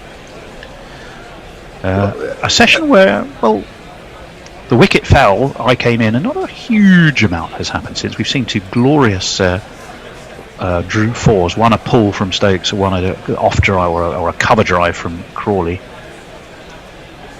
And again comes Holder. Crawley just drops the bat on this. It trickles somewhat indolently away in the general direction of point, and ultimately is fielded. No thought of a run. End of the over. Jono, how are we doing on our multiple social platforms? We are, so Twitter first, Durban Oak, good afternoon, we're doomed, terrible bat. Hey. Followed with, have Gorilla Cricket not invited Gorilla South Africa to take part in the remote commentaries? They do know we have Tinterweb, don't they? Yeah. Oh, sorry, I thought that was the end of the over. I don't know what I was thinking. Forward comes Crawley. No wonder I took you by surprise. I was way into the offside. For some reason I thought that was the end of the over. You dutifully leapt in whilst you must have been thinking, the bloody idiot, there's 3 balls left, what's he doing? Never, Tony, never. I don't know why I completely lost count. So he's bowled 7.4 overs, has Jason Holder, wicketless so far, because all the wickets have gone to Shannon Gabriel. He's bowling now to Crawley. That's taken the edge, and it's on the bounce to third slip, and he took one hand off the bat, and it was a shot he was not in control of. It was a ball that did just enough. Let's have a quick look at that replay together, Gary. Yes, it moves substantially off the pitch, well short of Campbell, but nonetheless, it didn't look like the most convincing of shots, did it, Gary? No, it didn't. But the West Indies bowlers here are bowling really well. There's the odd wide one outside off stump, but they're hitting the seam, making the batsman play. Holder in again, and this one again. Well, he seemed to be looking to push this away to leg. It's actually gone squirting away, backward a point, all the way to the off boundary, and I think that was somewhat fortuitous, but it takes Crawley on to 10, and it does conclude the over. There, are we getting a jingle for that one?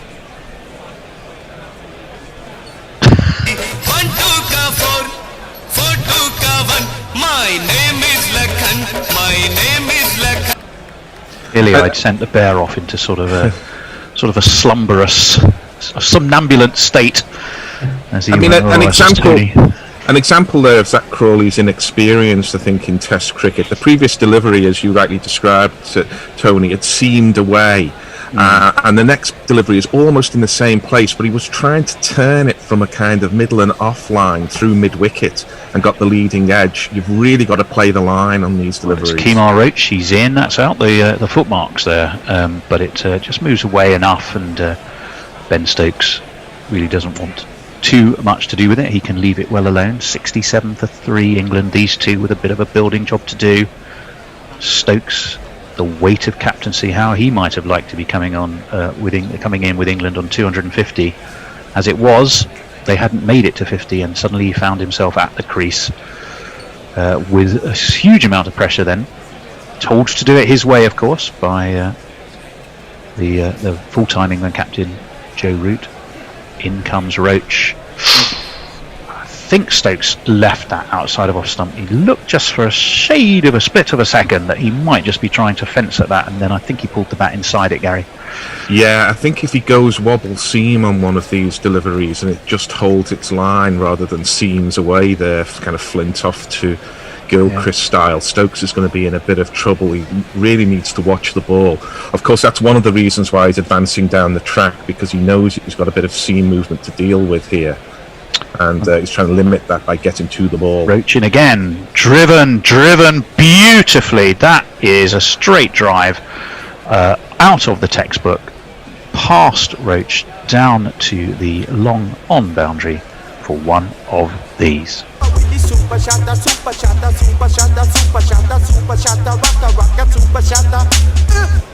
Again, it was all total lack of effort there by Stokes. It was all timing.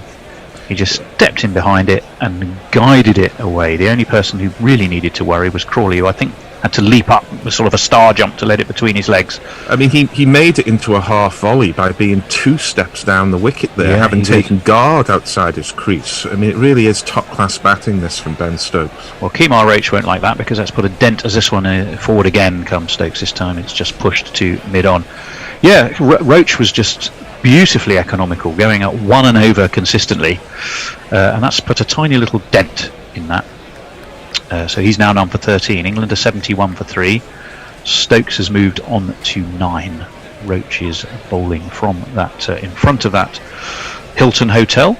It's a really great tussle between Stokes and the bowlers here. Crawley too, but Stokes is really having to think hard about his approach here. He is. 3 slips and a gully go down ready, left outside the off stump through to Dowrich. No run. And, yeah, it's been not a spectacular morning's Test cricket, but one that's got so much in it to chew over here. The tussle between bat and ball, and I'm sure the Bear always says that Test cricket is better when the ball is on top, and the ball is on top. And you can really see how Holder is thinking about his bowling, thinking about his bowlers. Roach turns, he's in. Again, there is that periscope leave from Stokes, and it is the end of the over, and this time we will cue in the mighty Jono. So just to finish on the idea of getting the South African guys involved, yeah, I think we probably would have thought about that, but having seen the load shedding schedule, we weren't sure whether their electricity would be working for the full 5 days, so I think we may have decided against it. Matthew Borry is with us on Cricket Tracker saying Gabriel 3 wickets, is he getting better? I think we're definitely, there's been a lot of conversations talking about, he certainly looks a lot fitter. So that's, he's following consistently up around that 90 mile an hour mark. Joinal Ahmed, Andy Jahed, Prince Yadav all saying hi on Cricket Tracker. Back to Twitter. I'm going to have to work through these, gents. Steve Shipcott, I'm never allowing anyone to schedule a Zoom meeting at 11 again. Have I missed much? I think that's back in relation to the HR. Well, we're having a Zoom meeting, in a way, of a manner of speaking. You've just missed a ball, guys. There's a decision review. It was down pretty straight at Zach Crawley. He's played across the line, and it's crashed into his pad. They've appealed for OBW. Umpire's not giving it out, and they've gone upstairs. Now back to you guys. Thank you. To me, that looks, he sort of played across. I think that might... was there just a tiniest hint of inside edge? It would be interesting to see that. If not, I think it's probably it's going to be hitting that off stump, but it might just be hitting the outside edge. Did we see a little flicker of ultra edge on the way through via an inside edge? No, I don't think we did. I'll be very disappointed if Crawley is out, because he's played the same shot that I criticised him for off the last ball of the previous delivery. He's got a ball on middle and off, and he's trying to work it into mid-wicket instead of playing the ball back whence it came. I think he's in a lot of trouble here. You could be right, because that looks, he's square in front of middle stump. It was slanted across. We're going to have another look. It just might have been, it's hitting, and he's gone. Pitched outside out, impact in line, hitting that leg stump, and I'm afraid, Gary, we are going to see the end of him. England are 71 for 4. Look back, 'cause by the time that I do, you'll be gone. Well, I mean, West Indies have bowled very well there, but Crawley's been well and truly stitched up by a bowling line from Holder, which was absolutely perfect. He's got to learn from that, because he had a warning. He didn't take the warning, and he's been done. And Test cricket, one of the reasons we love it is that it's such an unforgiving world, and no forgiveness, no quarter offered there to Zach Crawley, a man making his way in the game. If he learns from that, then fine. If he does it again in this series, he can be prepared for a few rockets from this source, I can tell you that. Well, 71 for 4. West Indies will be cock-a-hoop, I would imagine. 3 wickets. They started off at 35 this morning, so they've kind of doubled that. But they've lost 3 wickets in the process. All to some very tight, disciplined, not overly aggressive, but certainly highly effective bowling. So we're going to be seeing, I would imagine, Ollie Pope. I mean, I think the West Indies have bowled almost perfectly this morning. I mean, their lines, their lengths, the decisions about who to bowl, when to bowl, how to attack each batsman. I mean, you can't you can't play Test cricket any better than the West Indies have played Test cricket. I think Ben Stokes is up for the battle, and there's another player here who I think is also a man who has the technique and the temperament to deal with it, but we'll see. Well, he does, but lack of practice and curious conditions. We'll see. Holder's in, and he certainly played that very nicely indeed, did Ollie Pope, as he was right on top of it, pushed away into the offside. No run. The run rate 2.13, but that really doesn't matter. West Indies will consider that to be very tidy. Yeah, it was an ugly shot actually by Crawley. It wasn't a whip off the toes. It wasn't a straight defensive shot. It was sort of he was trying to angle it, but the ball just went across him, and it was just perhaps that little bit too quick, and would have thumped into the sort of upper part of that leg stump. And this one, Pope drops the bat. It's away to into the offside. They scamper a single, so he's off the mark. Stokes, the captain, back on. Only 80 miles an hour. Just one needed. Yeah, I was just going to say one other point I ought to have mentioned when I was praising the West Indies is they've got their reviews absolutely spot on this morning. And when we compare that to some of the work that Tim Payne did last year in the Ashes series, England may still only be 2 down here had Tim Payne been on reviews, but Holder can even get those right. What a fine cricketer he is. Well, we will jingle up Ollie Pope before when next he will be coming on strike. This one's left alone outside of the off stump through to Dowrich by Stokes. In fact, shall we, after this ball, let's make sure we get Ollie Pope's jingle in. 1 for 9 is Holder. You bishops always support the Pope. Well, indeed. It's a papal unity. 72 for 4. He is, of course, the Bishop of Rome, as we have established. Holder, he's got 2 balls left of this over. He's now got a wicket to his name, and this is left by Stokes through to Dowrich. So slips all as one man. Jump. They are right on their toes because they're feeling that they're on top of this at the moment, the West Indies, and you can see how that translates into their body language. 1 ball left of this over from Holder. We still need that Ollie Pope jingle in a moment. Should we guarantee to deliver it at the end of the over, unless for some strange reason a wicket falls off the last ball? In comes Holder. Onto his toes goes Stokes. That's pushed away to the gully. No run. End of the over. England 72 for 4. Pope's on a single, and he's a new man at the crease. Bear, let's hear about him.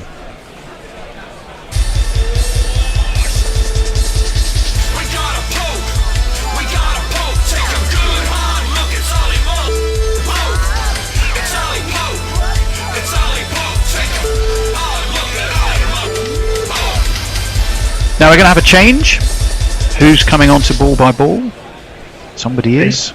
Me. Jono's coming on to ball by ball. I will be staying and doing tweets. Knackle's slotted in to the studio as well. I'm not sure what he's doing, but we'll work it out. Right. Interesting morning, certainly. I'm kind of interested in what Guy was saying to you, Tony, about the lengths that they've been using this morning. Roach approaches. Full ball to Ollie Pope, whipped through kind of straight mid-wicket, misfield, and come through for a single. Remember that Pakistan game at Lord's a few years ago, where the Pakistani lads really utilised the lengths that they bowled brilliantly and bowled us out quite cheaply. But then, having seen that, the England lads still kind of went for the heavy length, and it really didn't pay off for us. I just hope that, having seen this and the way that the West Indian lads have bowled with great effect, that we'll stick to using quite a full length as well. I think even Holder, who normally bowls back of the length, has certainly had most success when bowling fuller and trying to hit the top of off stump. Kemar Roach in again, round the wicket to Stokes, who plays up to mid-on for no run. Stokes kind of tempered aggression almost this morning. I think that by kind of taking a stride or two down the wicket but playing positively even in defence, I think he's almost trying to look to take the game to the West Indians in a sense, if that makes sense, without trying to play big. He's still trying to show positivity in defence. He's leaving quite well. The ball is still moving around off the seam. as Roach comes in again, round the wicket again, and left alone by Stokes. That one dying. I wonder if it's still early in the game, but if it is slightly soft, if it's creating those little indentations, and then if the ball's hitting them, and maybe it's hardened up a touch overnight, and so maybe we'll start to see a bit more variable. And he's still trying to show positivity in defence.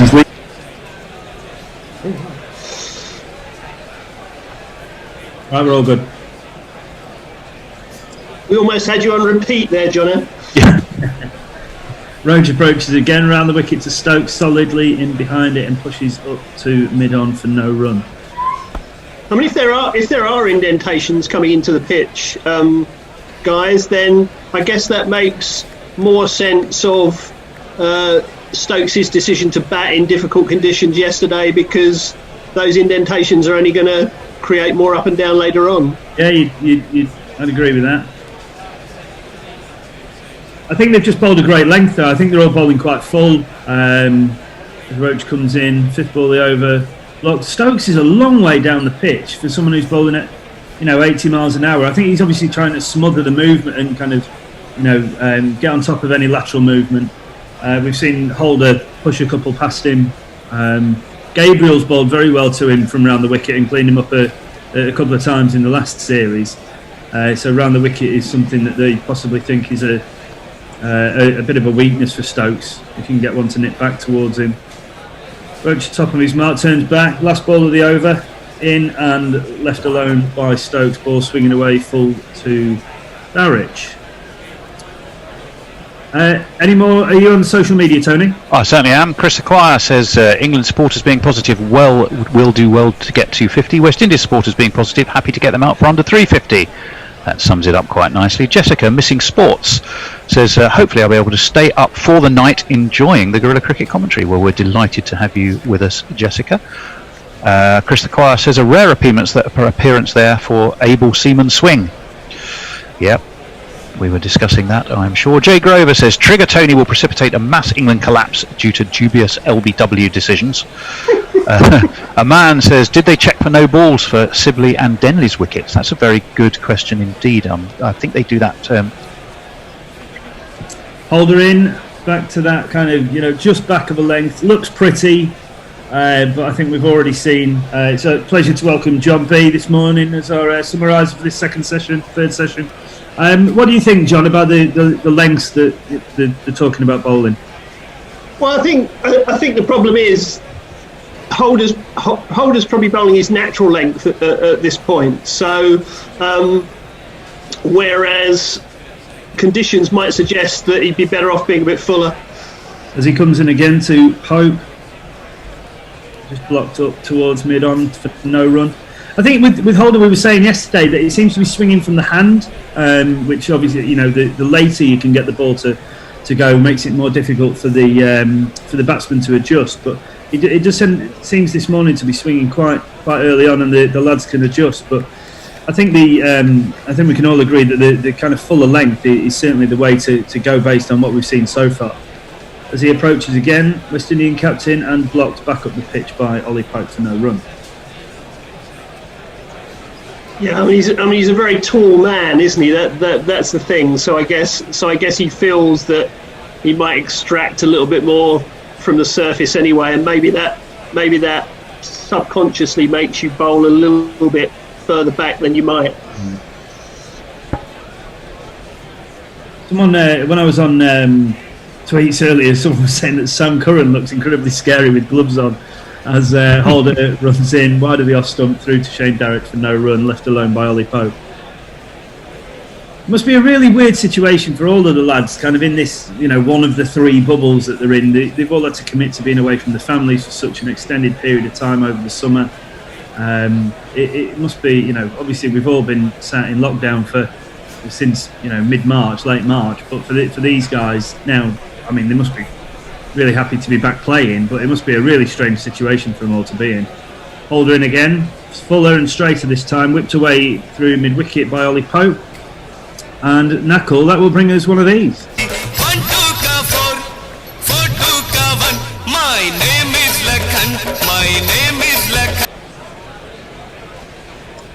Lovely shot there from Ollie Pope.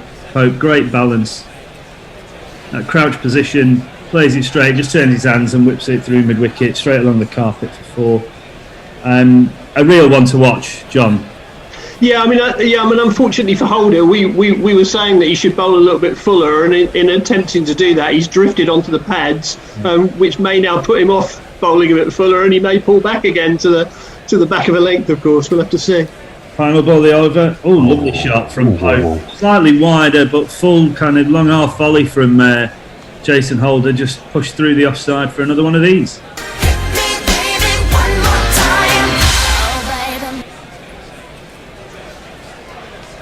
Yeah, Pope's obviously one of that kind of new breed, isn't he? The younger players, obviously Surrey pumping a lot of the players into the international setup at the minute, but him and Sam Curran, you'd expect to be around the setup for a real extended period of time now.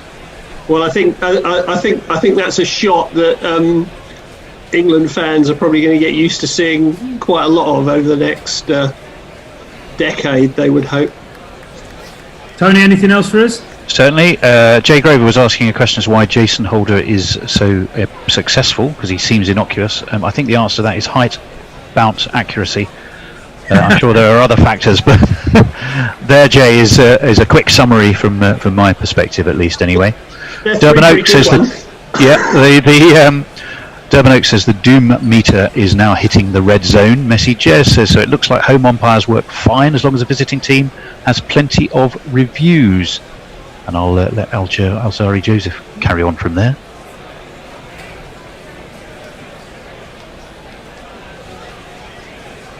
Joseph in.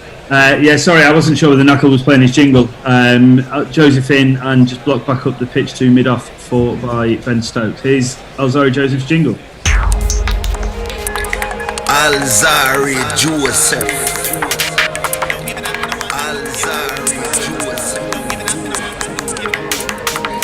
Alzari Joseph.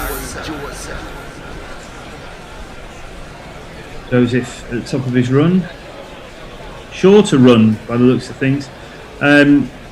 Nice length that. I think if that kind of just short of a full length, if that does a bit off the pitch, which has been proven to kind of offer a bit of sideways movement, then if you're playing with any kind of gate or gap between bat and pad, then if it moves half a bat, you can be in trouble with each edge of the bat, John. Yeah, and I think the other thing with that, Jono, was there was almost a sense there that Stokes was caught halfway on the move and a bit on the walk. Joseph in again.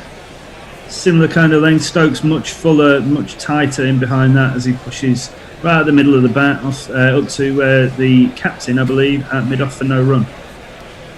Well, his foot movement was much better there, wasn't it? Just looks a lot more solid. I've a friend of mine has just sent me a text, ex-professional cricketer, saying the reason why the lads are doing well when they bowl full is because the likes of Gabriel and Holder, when they bowl back of the length, are pinning the lads back on the crease, and so when they do go full, because they pin them back, as Stokes plays a lovely straight charge straight back past the bowler for one of these.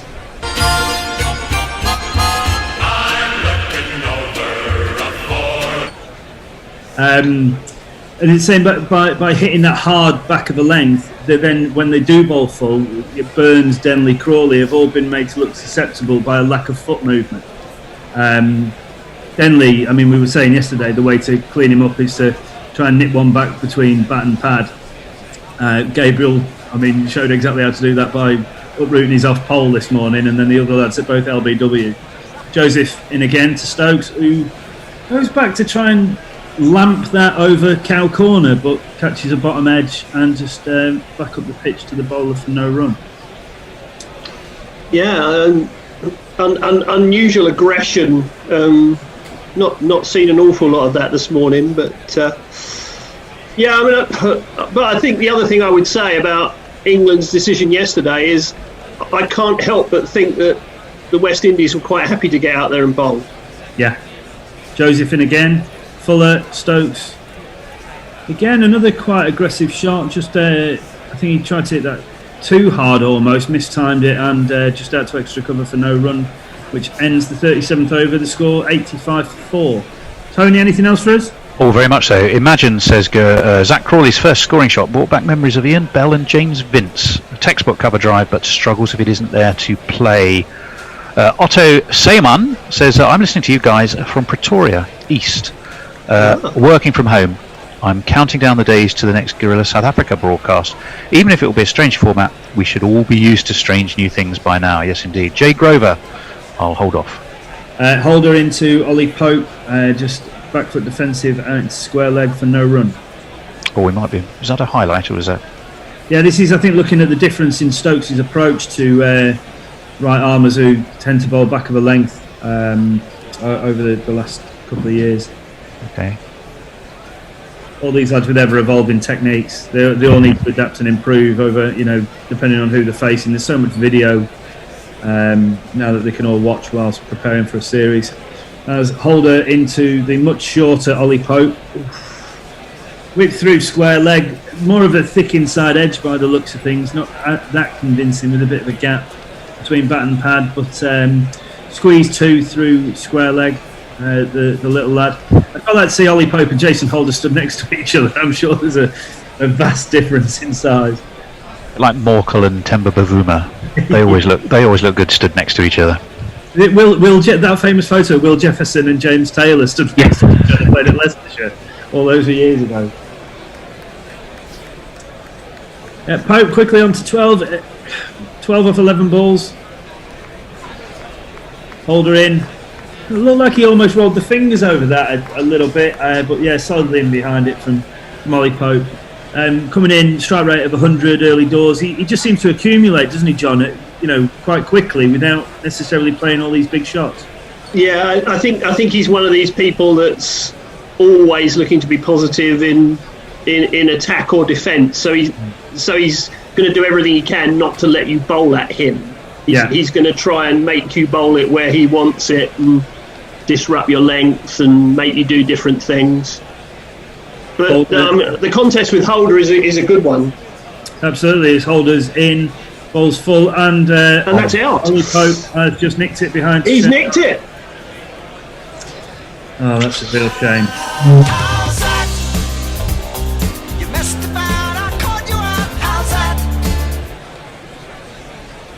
Yeah, real shame that for Ollie Pope.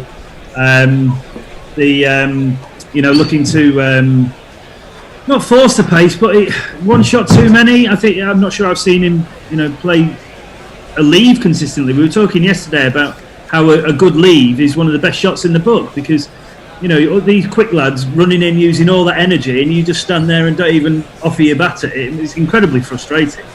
But there's the challenge. You see that you've got a boy that doesn't want to be dictated to, so he's looking to do something aggressive and he's trying to do it against a very wily campaigner. I mean, we were talking earlier about what are his strengths, and bounce, accuracy, and also craft as well. I mean, he rolled his fingers over the top of one earlier in the over, and he's bowled one there which has just bounced a little bit and just a fraction of movement, and that's what you want. You want the fraction of movement. You don't want loads of movement because the guy's going to miss the ball.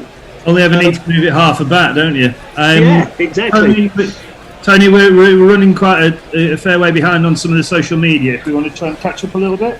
George A. Grover says, I'm assembling a Naylor bingo card. Capricious pitch, number 8. I'll tell you that. Hang on, what did he say? Up and down, not side to side. I haven't even started on the theatre cliches. Leah says, the only thing about that game I remember, so that's a discussion, sorry, Leah. Chris the Choir, thank heavens it's not against the Aussies then.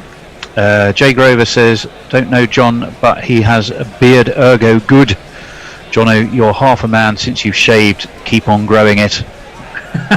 And I'll just do Durban Oak says, what was the BS about not including you because of load shedding? Hasn't been any for ages. Though some are predicted tonight. Better let you pick up there, Jono. Joss Butler comes to the crease. Pryor ain't no loss, 'cause we found someone Sutler. Okay, he can't spell Joss, but he also can't spell Butler. Joss Butler.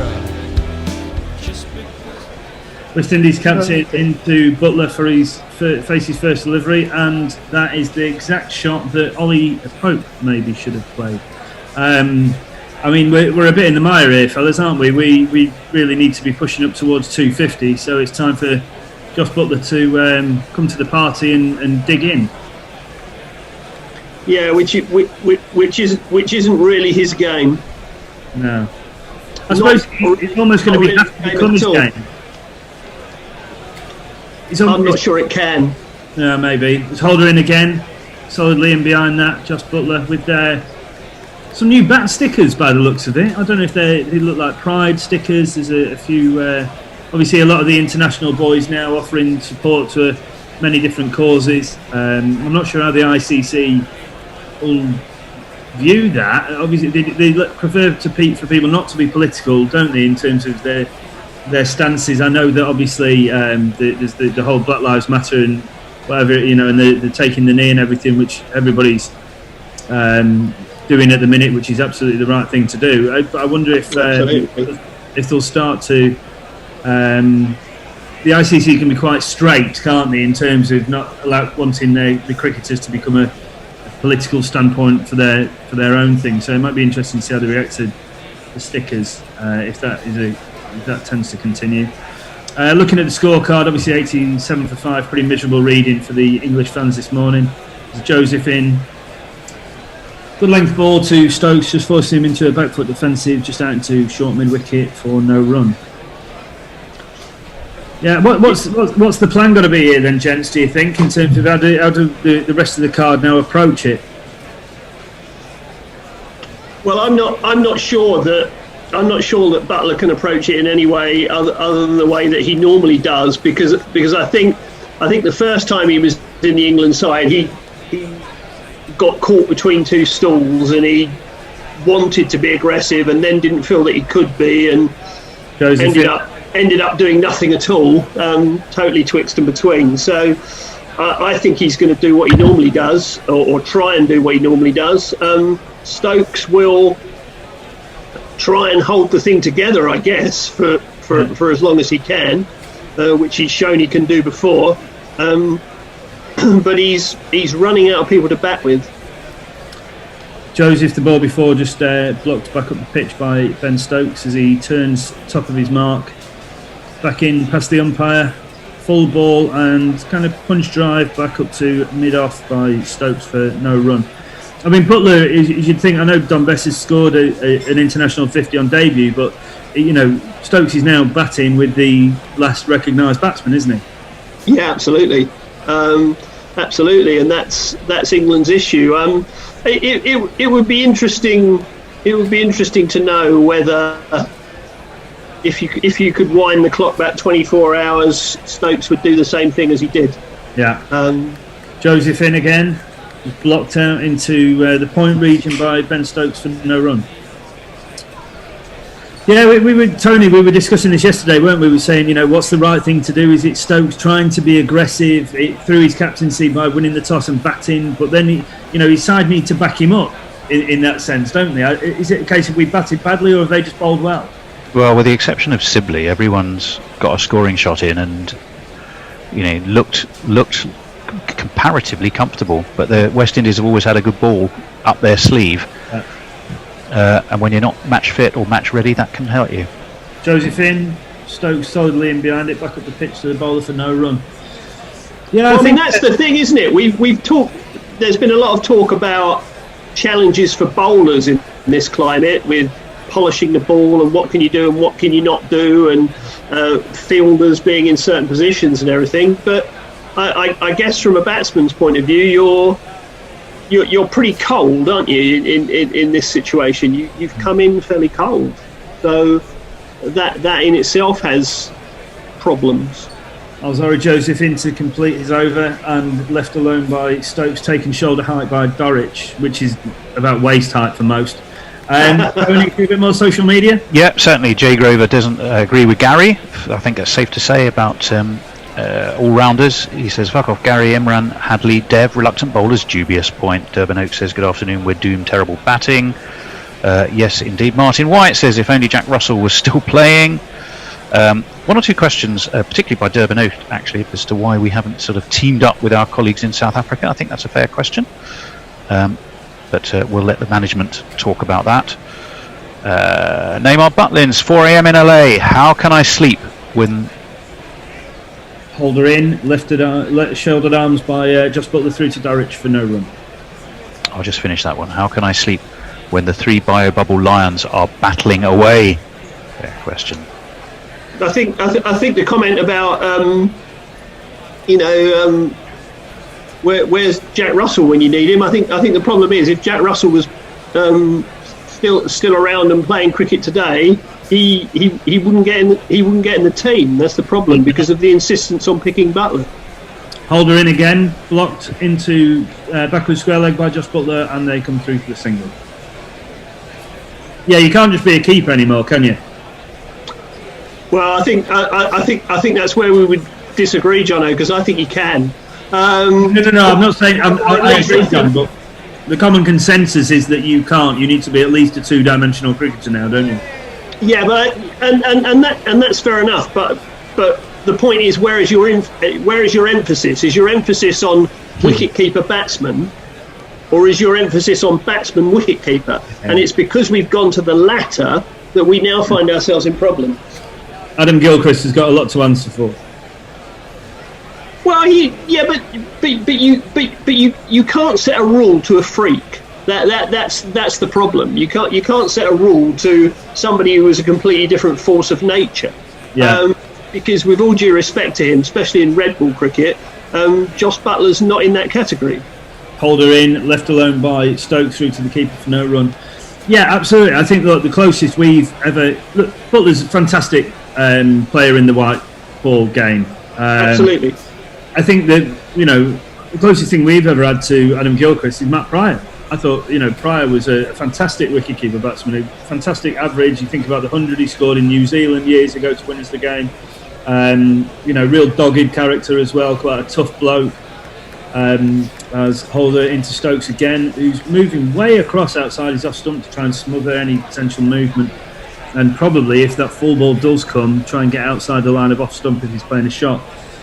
But yeah, I think Gilchrist widely accepted to have changed the game and changed the rule in, if you like, of wicket keepers. But as you say, I think that's almost become the go-to stance and maybe that is it's not like a one-size-fits-all approach, as we were saying with the bowling units yesterday, weren't we, Tony? Yes, we were. Discipline. It's all about discipline. Holder in, just pushed through backward square leg by Stokes, thinking about the second, but decided just to stay at the one. Discipline. You look at Holder, his economy rate is fantastic because he bowls in the right areas. He gets wickets and he's the number one all-rounder in the world. Just because he doesn't send it down at 90 odd miles an hour doesn't mean that you can't be successful. I mean, Jimmy, most successful seamer of all time, has never bowled at 90 miles an hour. But his skills are such that he can still nick people off, clean people up. Holder in again. Looked like he just looked slightly slower, that one. But Butler pretty solidly in behind it. There's some real artistry here from Holder. He's a test match cricketer. He knows how to play the long game. He's prepared to bowl a few balls to set you up, to get you thinking he's doing one thing, and then he does something else. And because he's nagging away and he's not giving anything away, he's building pressure. This is proper test cricket bowling by Holder. It looks to look at him kind of innocuous, doesn't he? Because you look at Dale Steyn or Mitchell Stark and Gabriel, and they're swinging it at 90 miles an hour as Alzari Joseph comes in to start another over, fully in behind it by Ben Stokes, pushed out to cover for no run. He just looks a bit like a nothing bowler at this level, but actually that can really lure you into a false sense of security. Well, the point is he's not setting himself up to be Mitchell Stark or somebody of that ilk, is he? He knows what he is. He knows what he is. He's a very tall man. so he knows he can get some bounce. He knows he'll get unusual bounce, even if he's not bowling particularly short. Josephine again. Pull hook by Stokes, but there's a fielder coming round. Full length diving attempt, I think, by Kemar Roach. And that's back in. As soon as Stokes hit that, you could see a bit of a worried look on his face, as if it's a bit top edgy. But gets away with it and comes back for 2. Great effort by Roach there. Drop it like it's hot. Drop it like it's hot. Drop it like it's hot. Yeah, very top edgy straight off the bat and looked worried instantly. It's a great effort this by Roach. Oh, he had it. Oh, I don't know. That's popped out. It wasn't.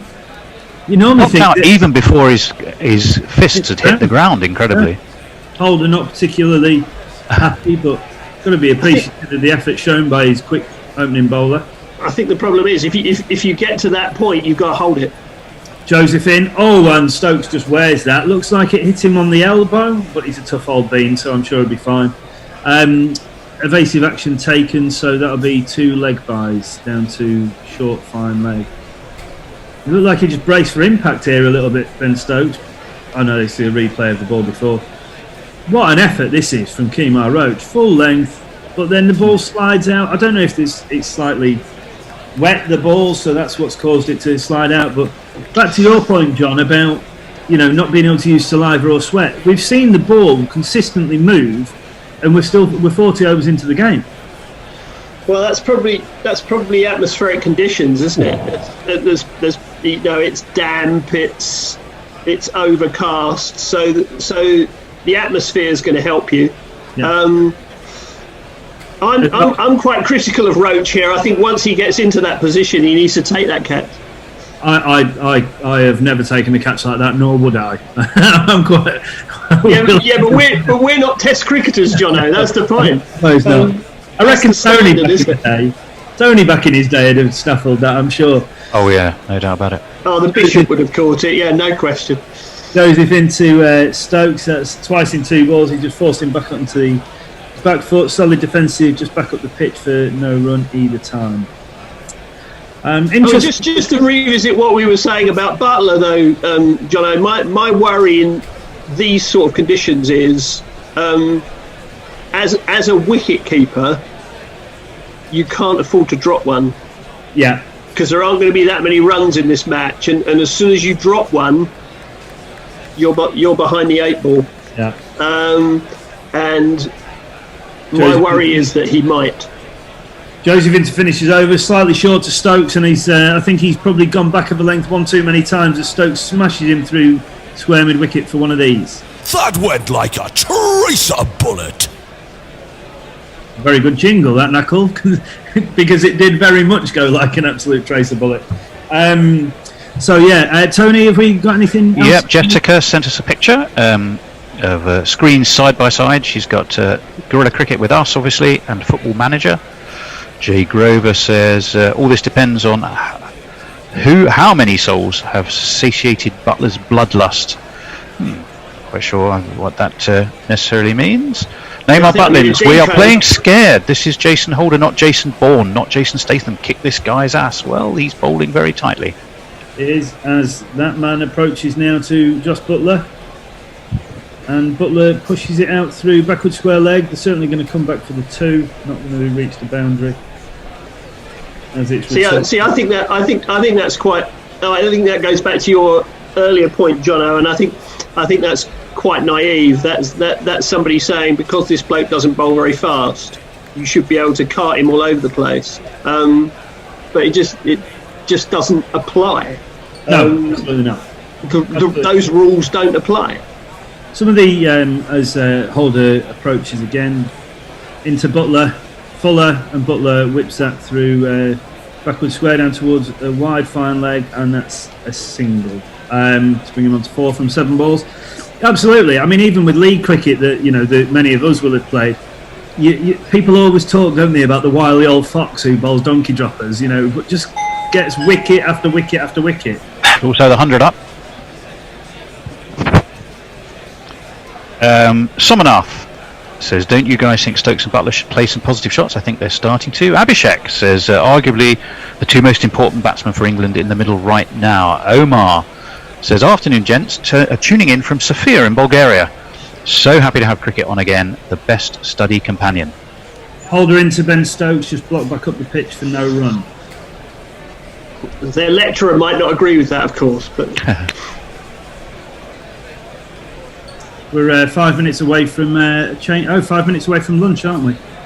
What are England going to be happy with here? Surviving the 5 minutes in the short term, I would imagine.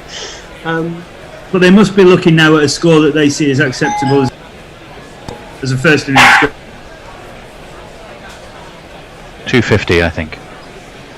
Still, even though 5 wickets down and only 100 on the board. I think they'll do well to get that.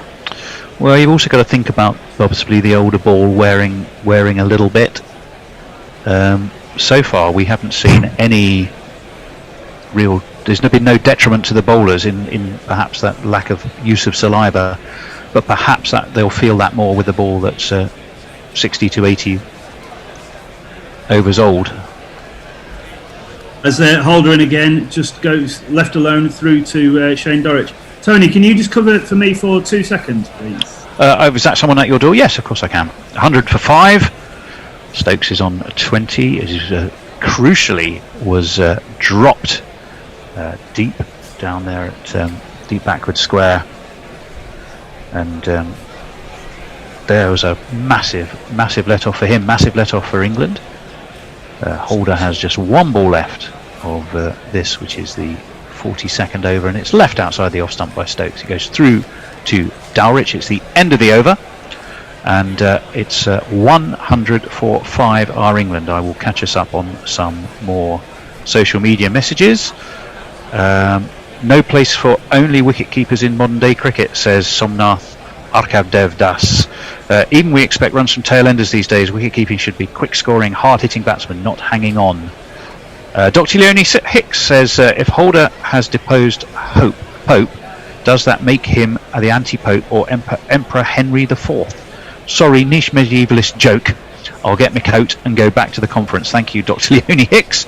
Hope you enjoy the conference. Ravi, the heavy roller ready, says, how costly is that drop catch? That's a very good question indeed. And Alzari Joseph is going to be continuing to bowl his 8th over, and Jono, having got his Amazon delivery or whatever it was, is back with us. Thank you very much, Tony. Perils of live broadcasting. As Joseph in, Butler pushes out through the offside. They're going to get at least a couple here. You'd think it's not going to make it to the boundary. Oh, it is. Must be. They must have put a hill in at the Rose Bowl, so it's one of these.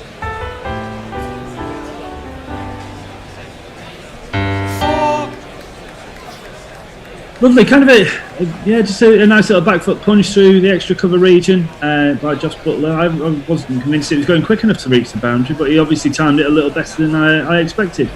I thought. I would continue to take issue with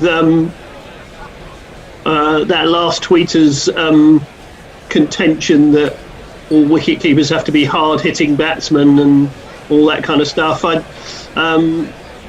This is Test cricket. Joseph in, bowling full to Butler. Looks like that was just shaping past leg stump, so it doesn't look like they're going to review that one. But that's where they seem to be having the most joy, isn't it? Is throughout the innings so far, the West Indians, by that, hitting that hard length, as people refer to it, and then going with that fuller kind of surprise delivery. You are going to concede some boundaries, but it's proven fruitful as well, hasn't it? Well, it is swinging a bit. You see, it's swinging a bit from the hand and through the air. Josephine again. Butler almost away from his body, kind of mistimed up to a short extra cover. I'd imagine that this will be now the last over before lunch, you'd think? Yeah, you would think so, wouldn't you? That delivery from Josephine, Butler on the pad, comfortably missing leg stump. It's an NHS sticker on Butler's bat, I've just seen. So. Well, that'll be allowed then. Yes, absolutely. Quite rightly so. As Josephine shapes away, Butler shoulders arms and through to Dowrich for no run. I imagine that the next 2 balls may be rather uneventful if Butler isn't forced to play at them as we go into lunch. Well, he certainly needs to put that loose drive away until after lunch, that's for sure. Probably until after tea. Yeah, exactly, for as long as possible. But not according to that last tweeter. He should just play aggressively and hit lots of shots. Yeah, it's I think England have really got a bed in here for as long as they can. As Josephine, away from his body, thick inside edge down to backward square leg by Butler, but rotates the strike, and captain for the test, Ben Stokes, will be facing the last delivery before we go to lunch. Yeah, I think England have got to be looking 250 here. I think we just need to bat and try and get as close to 250 as we can. I think we've got a reasonably long tail. I mean, Archer's certainly done nothing to pull up any trees in his short international career. They say he can bat, but he's obviously a bit of a whacker, and obviously Jimmy, the Burnley Lara, people like to call him, but I think that's always been a slightly tongue-in-cheek nickname, hasn't it? Yeah, very. As Josephine, last ball before lunch, we think, and Ben Stokes whips it through mid-wicket. Looks like, there's a man out there, and that'll just be one run. We are pretty convinced that will take us to lunch. The boys seem to be... Shannon Gabriel walking the opposite way to Joseph Holder, so maybe... it is lunch, day 2. Yeah. So this session, 4 for 71 from 25.2 overs. England going to lunch 106 for 5. We've got to... I think Knuckles got a village cricket game for us during the lunch break, so we will see you in 40 minutes. Shall I just do some final messages? Tony, if you could clear up the morning. Sorry, Tony, if you could also go through the scorecard while I get some things ready. I can do that. Let me do the scorecard first, and then I will finish off on the social media messages. So, England started, of course, on 35 for 1. Sibley, the man out overnight, bowled Gabriel. They've lost this morning. Rory Burns on appeal, LBW to Gabriel. Joe Denley, who was cleaned up also by Gabriel, so he's taken 3 wickets so far today. Crawley, he was LBW to holder. Ben Stokes has a life, but he's still in on 21. Ollie Pope played some lovely shots, 2 glorious 4s, but he waggled the bat to a decent ball from holder and was snaffled by Dowrich. Josh Butler, who definitely needs runs to cement his place in the side. He's there on 9. Of course, Stokes, the other not-out batsman, on 21. So the bowling so far, Roach, he bowled 12 overs. He's gone wicketless, but just for 14 runs, so he's terrifically economical. Shannon Gabriel, 3 for 38 off his 10, and those wickets, of course. Alzari Joseph, none for 27 so far.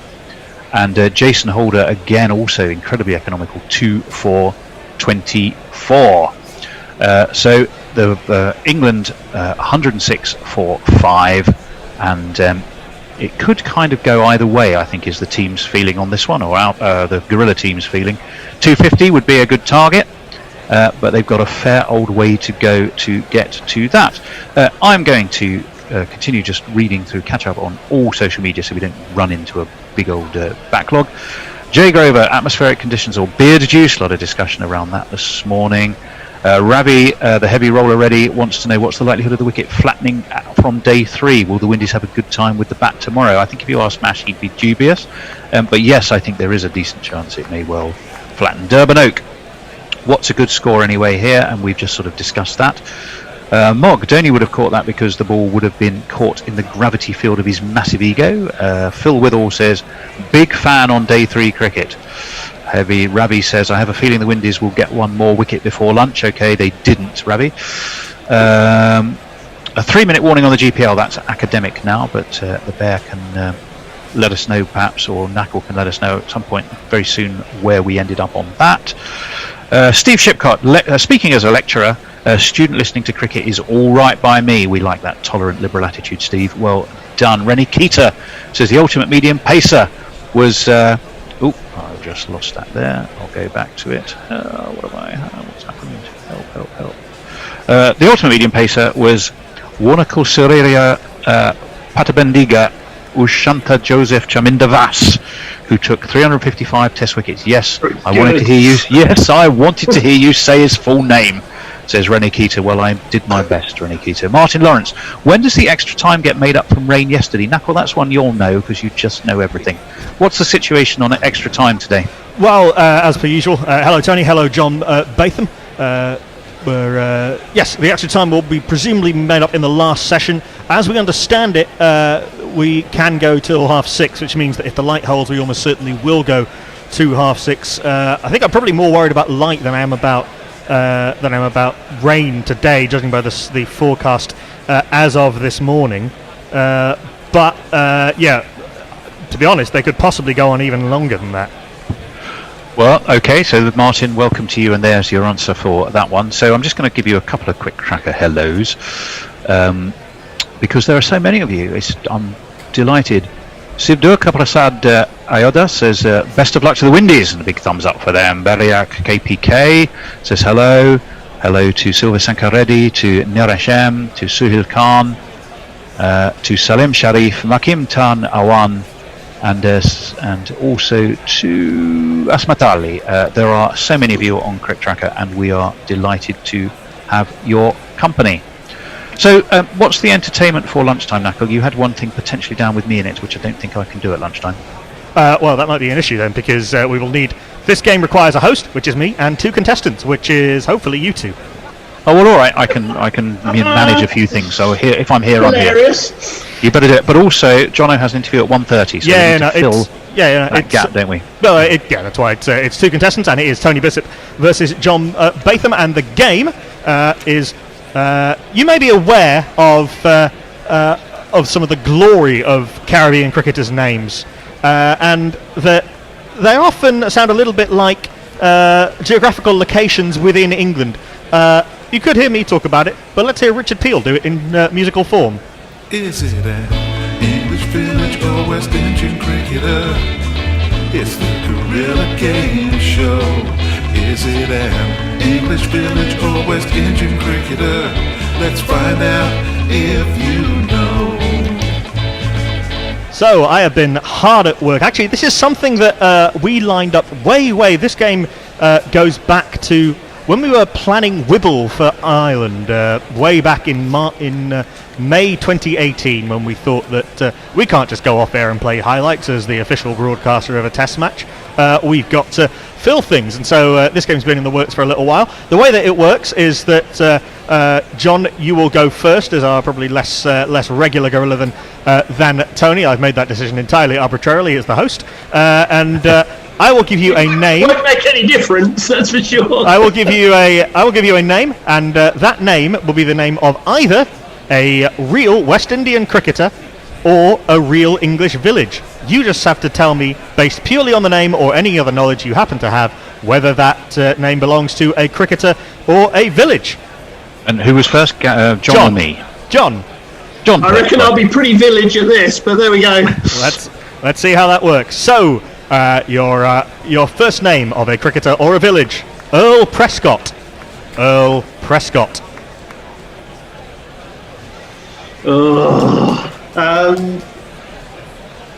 I'm going village, but I'm certainly not sure.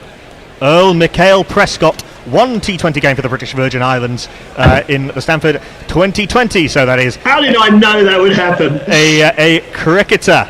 There's a reason this game is so good and so difficult. Over to you, Tony. Edwin Ralph. Edwin Ralph. Oh, Edwin Ralph sounds like a name. I'm keeping my hands up because obviously I could just Google this person. No one would know. Yes, of but course. I am as honest as the day is long. So here are my hands. Edwin Ralph. Wow. Well, it's safe to say I've never actually heard of him or the village. Placing it into the context of a sentence, Edwin Ralph just ducks underneath that, and the ball is through to the wicketkeeper. Darling, you've taken another wrong turn. Edwin Ralph is the opposite direction. Neither of them seem to quite work. But I'm going for village. Tony's on the board. Edwin Ralph, spelt with a Y, is a village in Herefordshire. Edwin Ralph now, look you. Yeah, very near the Welsh border. Yes, after one question each, Tony leads 1-0. Back to you, John. Ethelred Sorzano. Ethelred Sorzano. Ethelred Sorzano. Oh my gosh. That sounds like something out of Arthurian legend, doesn't it, really? I just have to interrupt you. While you think about that, we're seeing on our screen Ed Smith, who appears to be in a chair on his own.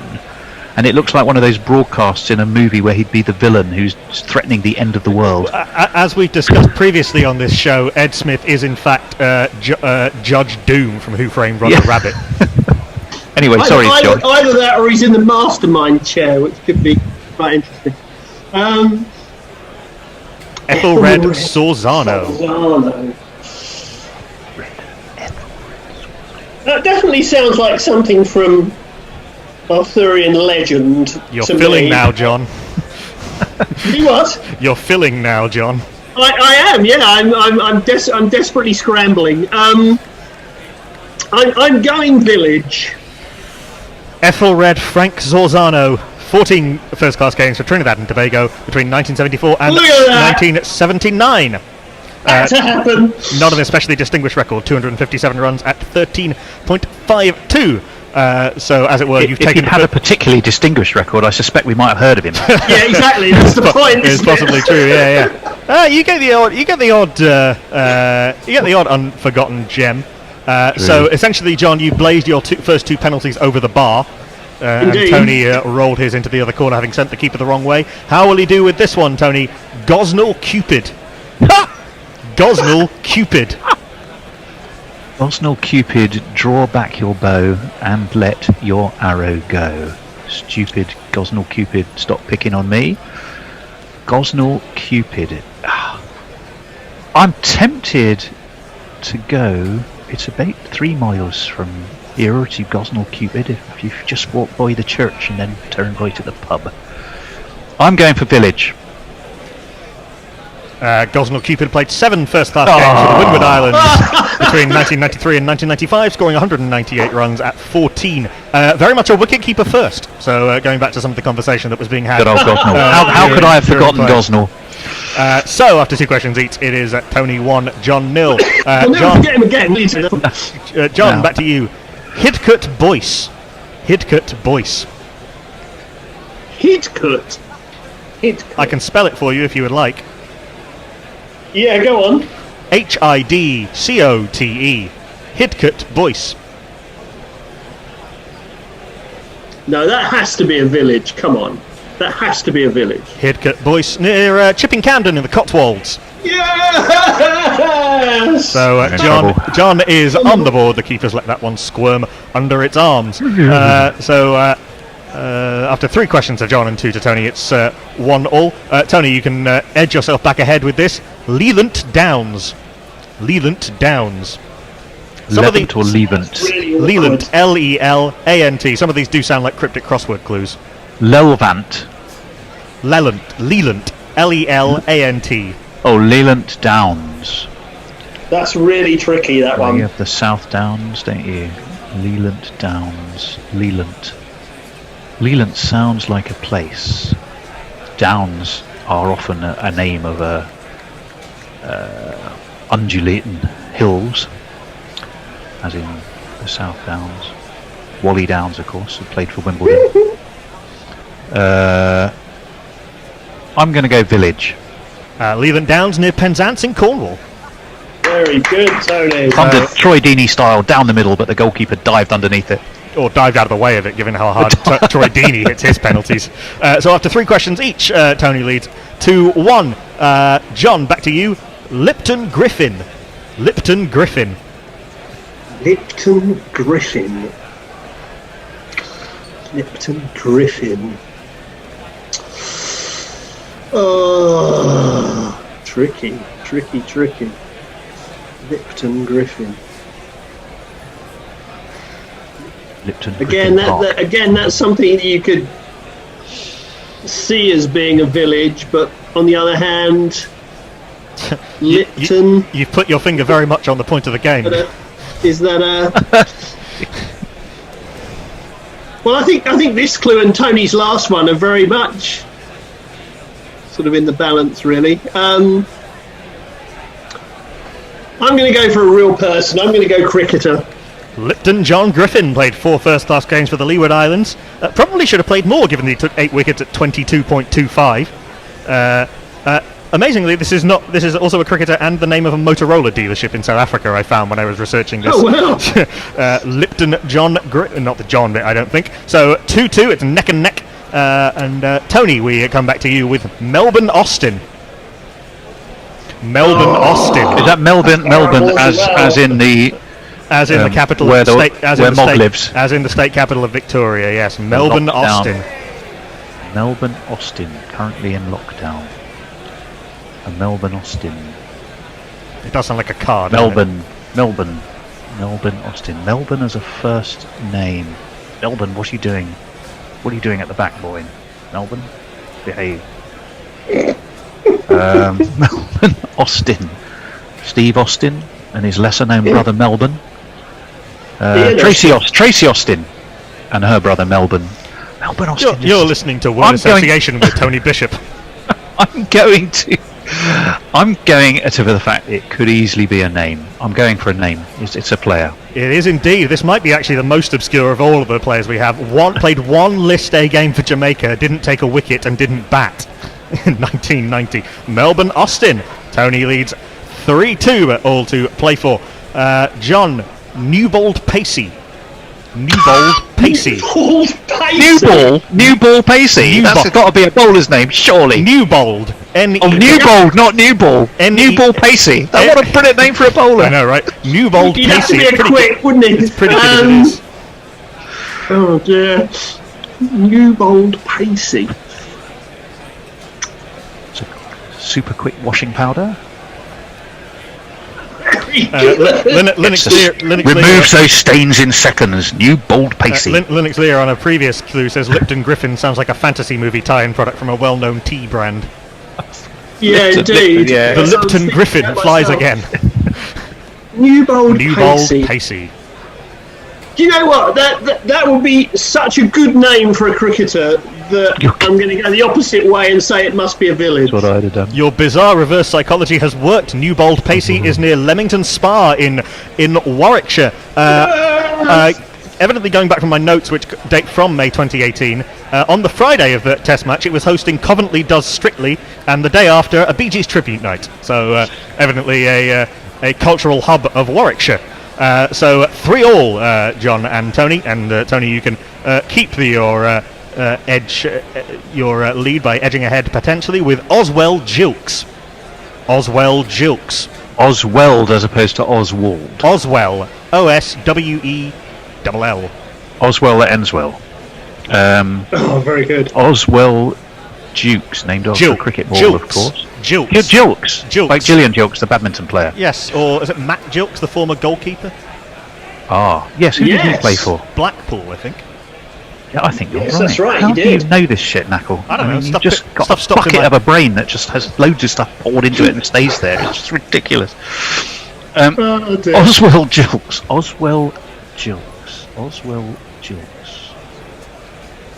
Yeah, it does sound like a name to me, but it also sounds like a village.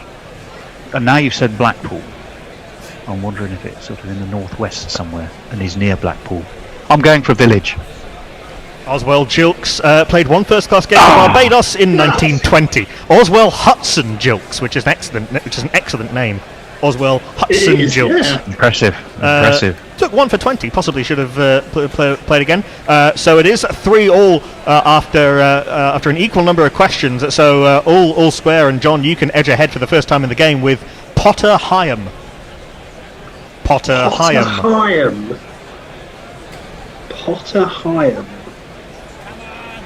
Wow, that's tricky. Potter Hyam.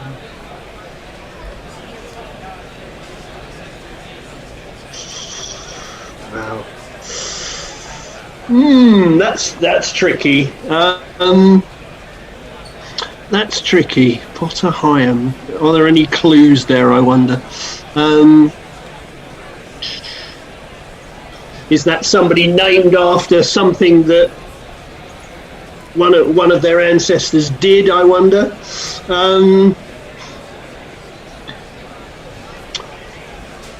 What's the name again? Person. Potterham is a village very near Norwich in Norfolk. Is apparently one of the most haunted villages in England. There's a number of local myths. The ghost of a drummer boy skates across the Broad the frozen Broad in February. I don't know what the drummer boy does when the Broad isn't frozen. And there's a local myth that Lady Carew and her daughter Evelyn were abducted by a phantom coach driven by skeletons on Evelyn's wedding day and then caught fire on Potterham Bridge. Oh, wow. So I'm sure Derek Okora and Yvette Fielding have done some terrible programming of night vision goggles. The Ouse goes through that. Maybe the river. Maybe Well, right. I think I've been through it on a boat. It is now you mention it. It is in the Norfolk Broad, so very possibly. Yeah. So John misses his chance to pull ahead, and Tony in this never-ending penalty shootout. Primrose Green. Primrose Green. Primrose Green. She sounds like she should be a Cluedo character in the library with the candlestick. Primrose Green.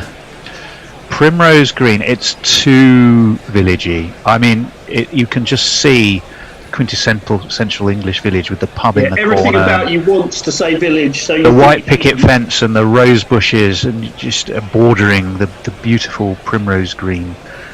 It's just too villagey to be true. I'm going a player. You reversed your psychology yourself out of a point, Tony. Oh no, that's terrible. Primrose Green is a village in Cheshire. Oh Lord. So sudden death and both are dead. John, over to you for your chance to take a lead. Ruin Minor. Ruin Minor. In France. Ruin Minor. I can spell it if it helps. Yeah. R-U-A-N, so not Rouen as in the cathedral, and then minor as in the opposite of major. Ah. Well, you see that. That's my first thought. Is there a ruin major as well? Is there a ruin major and a ruin minor? Like an upper ruin and a lower ruin. Yeah, exactly. They could be two siblings who went to boarding school with ruin major and ruin minor. There is famously the village of Bel End. Money.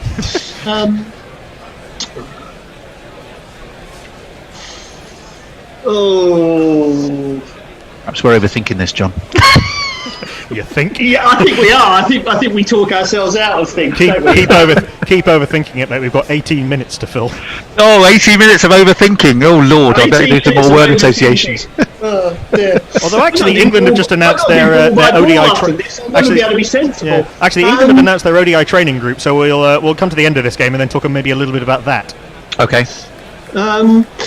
Ruin major. I'm going village. Ruin Minor is a village near Falmouth in Cornwall. John Batham takes the lead 4-3. Do I have to score, or is that it? Is this death or glory now? 1,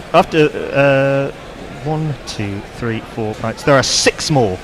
Oh well, we better get a move on then, because there's a 1:30 interview, isn't there? Oh no, Jono's doing that's a not us thing. Oh, fine. I'll beg your pardon. All right, okay.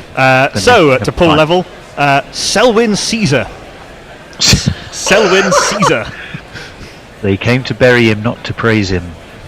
Old Selwyn Caesar, or it might have been the other way round.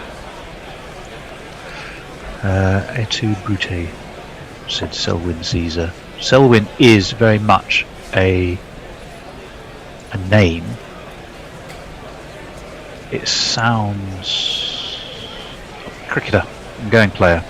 Selwyn Caesar played 10 first-class games for Trinidad and Tobago between 1959 and 1964. Again, you wonder why he only played 10 games, given that he took 30 wickets at 21.23. It's quite a decent record. An absolute rubbit with the bat. 17 runs in those 10 games at 2.42. A good fast bowler's name, and indeed he was a fast bowler. So 4-all. I've just realised that there's an odd number of questions, so I'm going to scratch one of them. In fact, no, I can bring another one in as an emergency. So we have... Keep it as a tiebreaker. Yeah. Well, you have the fastest to guess it. Well, we've got a little bit more time to fill. So each of you has 3 questions left. And it's 4-all, so plenty to play for. John, you. Shelsley Walsh. Shelsley Walsh. Shelsley Walsh. Shelsley Walsh. Would you have a village ending in Walsh? That's the question. Shelsley Walsh. Sorry. I'm going. Sorry about this. Frank Innes has sent us something on Twitter that's saying Potterheim is on the River Thurn, not the River Ouse. So some local knowledge. Well, I was right. It was a river. I just got the river wrong. I think I deserve some credit for knowing that it was even on a river. Educated. Yeah, thank you very much for that. So Shelsley Walsh. I'm going person. Shelsley Walsh is a village near Worcester. It was granted by William the Conqueror to his standard bearer Raoul II in 1066. So El Raoul II. Indeed, Raoul Dravid II. With Tony having 3 questions left and John having 2 questions left, it's still 4-all. And Tony, your chance to pull ahead again in this ding-dong battle. Stanton Proverbs. Stanton Proverbs. Great name. Stanton Proverbs. Proverbs. Great Proverbs. name. Stanton Proverbs. It definitely sounds villagey. However, it's just, I could see Stanton Proverbs.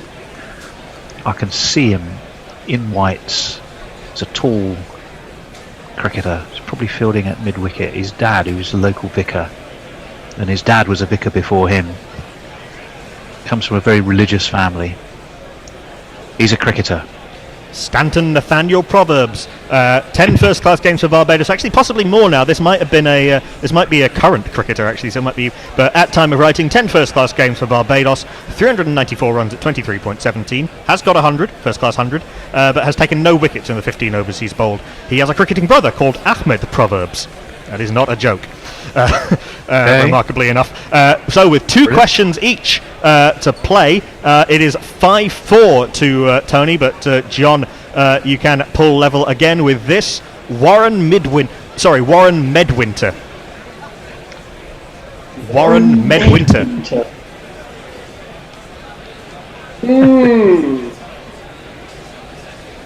Warren Medwinter. Sounds like a great name for a small hamlet. Full of rabbits, presumably. But then maybe they're just cricketers that can't bat. Let's go village. Oh, you should have gone with your rabbit instinct. Warren Medwinter, Warren Duchant Medwinter, sorry. Not only a cricketer, but a rabbit. Played 3 games, didn't score a run in any of them.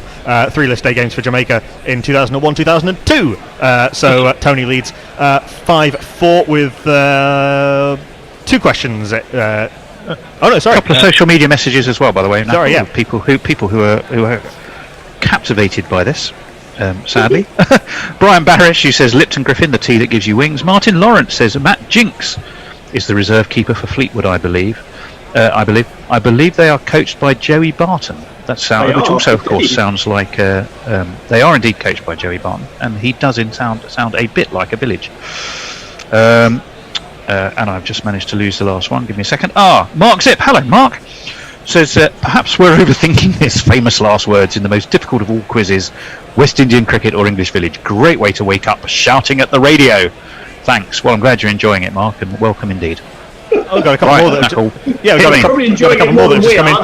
Brian Barish says, thank you for the Googling. Stanton Proverbs last played first-class cricket in 1996-97, as per Cricinfo. And Subtle Knife reminds me that the first time I ever met any of the Gorillas was in a pub where we used to broadcast, where Subtle Knife and I played a round of West Indies village or English cricketer, hosted by Peter Miller. That was the start of my Gorilla journey. So it's a nice bit of there you go. Nice bit of self-indulgent memory for me. Thank you, Sutlers, for bringing that memory back to my attention. John has just guessed Warren Medwinter incorrectly, and so Tony, you have 2 questions left, and John only has 1, and you lead 5-4. So if you nail this, the game is over, my friend. Yeah, you never know. It's a funny old game. West Indian cricket or village. You never know. Anything can happen. Winslow Ashby. Oh, Lord, Winslow Ashby. Winslow Ashley Ashby. Ashby, Winslow Ashby de la Zouche. Winslow is northwest. Ashby is more kind of Northamptonshire, sort of Midlandsy, isn't it? Different parts of the country to be connected as a cricketer. Winslow, the Winslow boy. Didn't he steal a postal order or something? The Winslow boy. I remember Kenneth Moore was in the play. Yes, I think he did. Winslow. Who was it by? The Winslow boy. Terence Rattigan, I think. Winslow. What was the second name? I've gone off on an aged ramble, and I can't remember where I got to. Ashby. Winslow Ashby. He's a cricketer. And Tony takes the victory with Winslow Edwin Ashby, who played 11 first-class games for Barbados between 1970 and 1975. Frankly, he probably did well to play that many games for Barbados in the mid-70s, particularly as he only scored 268 runs at 14.88. So Tony, in golfing parlance, is 2 up with 1 to play, so takes the victory 6-4. Congratulations to the Bish. Magnificent work. I know my villages. And your cricketers, bad luck, John Batham. Yes, I think the advice of going with your gut and not overthinking it is very much apposite. We might do that again if I can have about a year to research it. Because it does take a little bit of time. While we were rudely interrupted by some cricketing news while all of that happened, England have announced a training squad for the one-day internationals against Ireland that come in between these two series. The headline news is that Chris Jordan, Pat Brown and David Malan are all injured, and so miss that out on that group. Chris Jordan has an arm injury. Pat Brown still has some repercussions with the back problem that kept him out of the winter and kept him out of the BBL. And David Malan has a calf injury. Sam Billings and David Willey are back in the squad, as Liam Dawson, James Vince, Ben Tuckett and Reece Topley for the first time in a while are all in the 30-player training group. We'll tweet this out at some point. Paul Collingwood will be head coach for that series. Marcus Trescothick will be the batting coach for that one-day international series. So they'll be held. They'll be guided by some great men of English one-day international cricket. So a couple of the names that I'm not going to read the full squad because there's 30 of them. But Moen and Johnny Bairstow are in the squad. Henry Brooks and Bryden Carse, both uncapped, of Warwickshire and Durham. Laurie Evans, Richard Gleeson, Sam Hain, Tom Helm of Middlesex is in the squad. Uncapped players, the usual suspects as well. And we'll tweet this out for your reading pleasure. Potentially Reece Topley coming back into international cricket for the first time in a while. There'll be 2 intra-squad games on the 21st and 24th of July before a final squad is named for these one-day internationals at the Ageas Bowl behind closed doors on July the 30th, August the 1st and August the 4th. What do we make of William Billings back in, Liam Plunkett very much on the outer these days, and a few exciting uncapped players in the squad? Tom Helm, I think, is interesting, John. Absolutely. He's been knocking on that door. They see something in him. I'm not sure we've seen consistently at Middlesex yet, don't they? Yeah, I mean, funnily enough, I actually spoke to Tom earlier this week about his, coming off furlough and going to the Oval, and very, very, very strange setup. Going to the Oval and literally bowling into a mitt by yourself with your own ball that nobody else is allowed to use, and then it gets disinfected every time it gets thrown back to you, and all that kind of stuff. But I think the thing with Tom is that I know Jeff Arnold has watched him a lot, who does a lot of work for Ed Smith and co. And every time Jeff's been in the media centre at Lord's, he's very complimentary of Tom and really feels that he's got something about him. And I guess the other thing about that is that Owen Morgan is a big fan, obviously, and knows Tom better than most. I think with a white ball he's probably done better than with a red ball. So and he's certainly had some spells where, in terms of death bowling in white ball cricket, he's done very well. I can think of a couple of matches in T20 that Tom won, bowling the last over with not very many runs needed to win. So, definitely not seen the best of him yet, but people are clearly convinced that there's something there to be had. Yeah, it's unclear whether he'll play any part in the series because you've got Saqib Mahmood, you've got, as I say, Topley and David Willey, Tom Curran, and a few other fast bowlers. But I mean, it is a relatively inexperienced pace attack. In terms of the spinners, you've got Adil Rashid and Moeen Ali and Matt Parkinson. Certainly Adil and Moeen Ali would one imagine to be the first choice spinners. You've also got Liam Dawson back in the squad. Ben Duckett is back in an England sort of broader setup. Did very well for Notts last year in the Blast.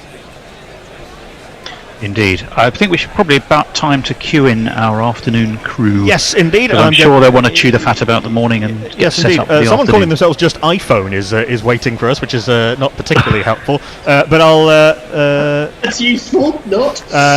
John B, you're going to be doing ball by ball. Bear's going to replace me in here, and I'm going to let Mashal St Patrick Hewitt into the room.